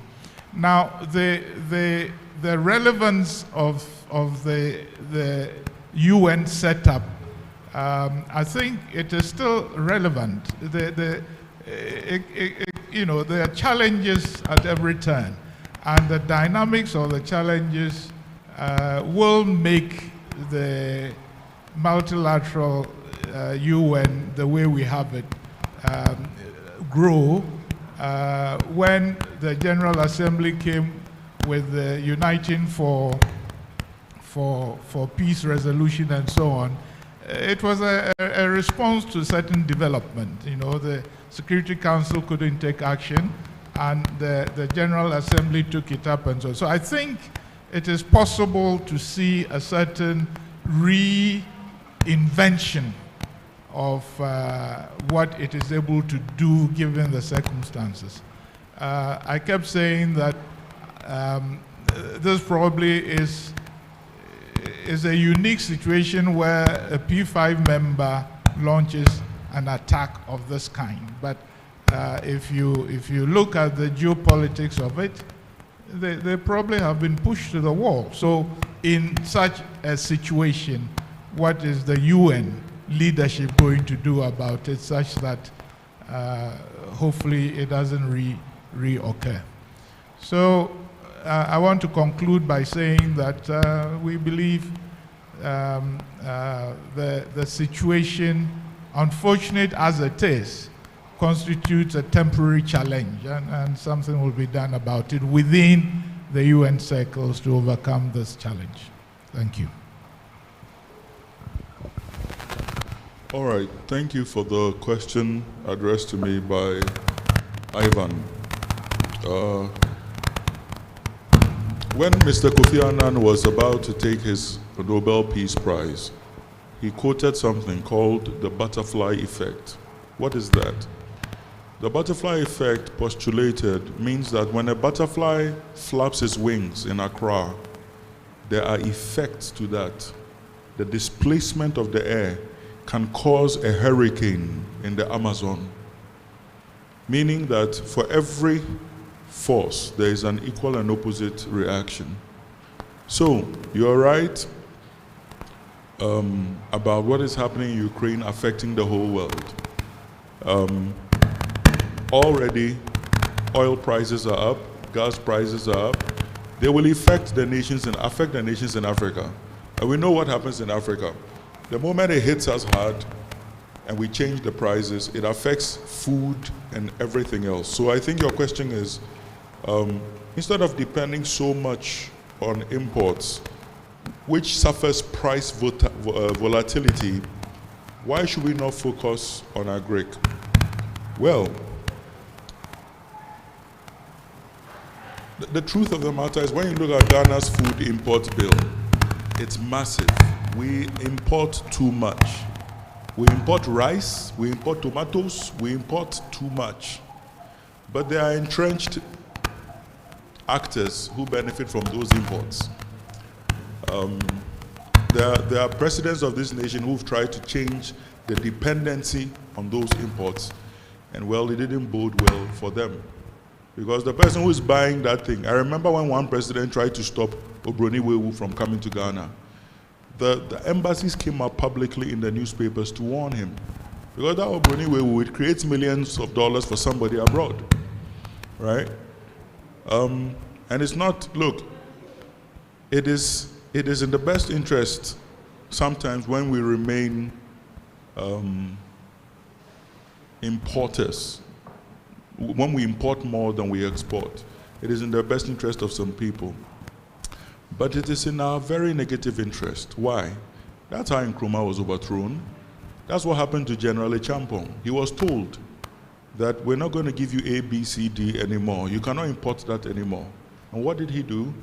He started something called Operation Feed Yourself. So maybe that's why you are saying agric.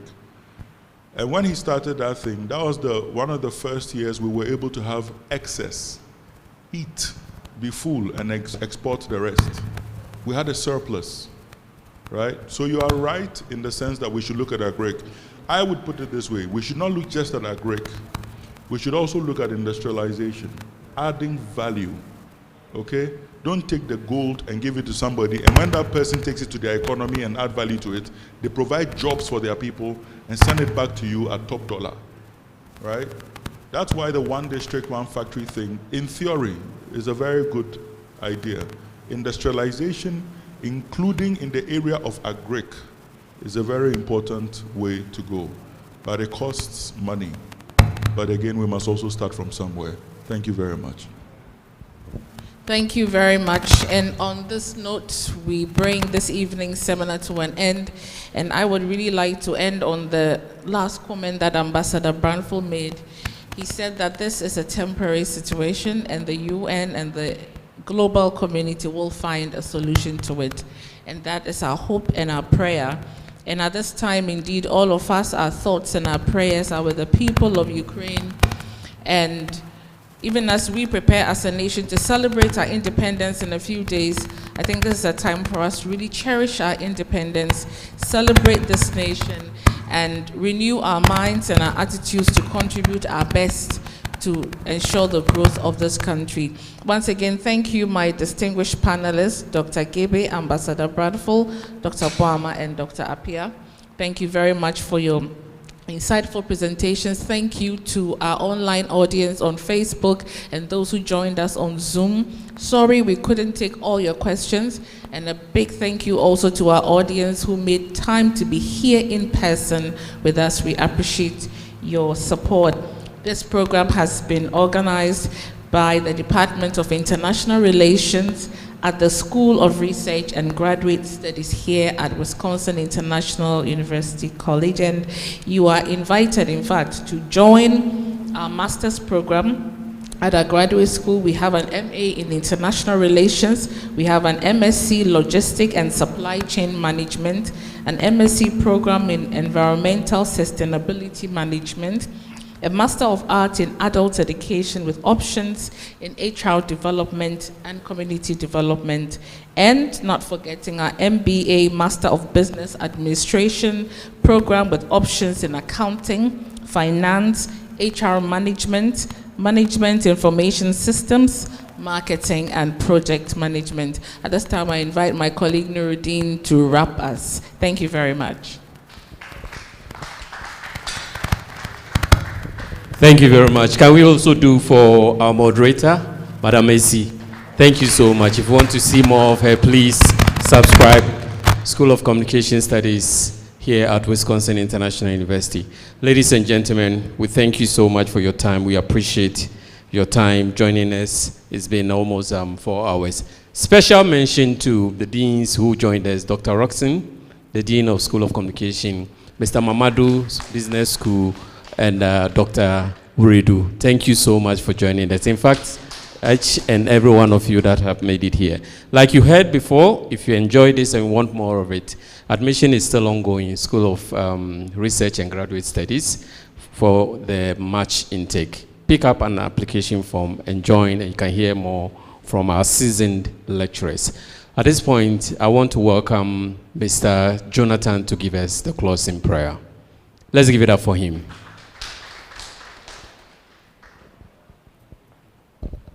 Let's have a word of prayer. We are grateful to the Most High God for how far He has brought us. We thank Him for a successful seminar, and also we are grateful for being part of this great university, Wisconsin International University. In the name of the Father we pray. Amen. Insightful seminar, and I enjoyed and learned a lot from your presentation, Dr. Solomon Apia. Regards from Bhutan. That's from Tashi Puncho. So it's good to know that people as far back in Bhutan are following us. Thank you so much, ladies and gentlemen. Indeed, all our guests today would have this again. Our next stop most likely will be either the law school or the business school. So at this point, once again, thank you so much and have a safe trip back home. Thank you.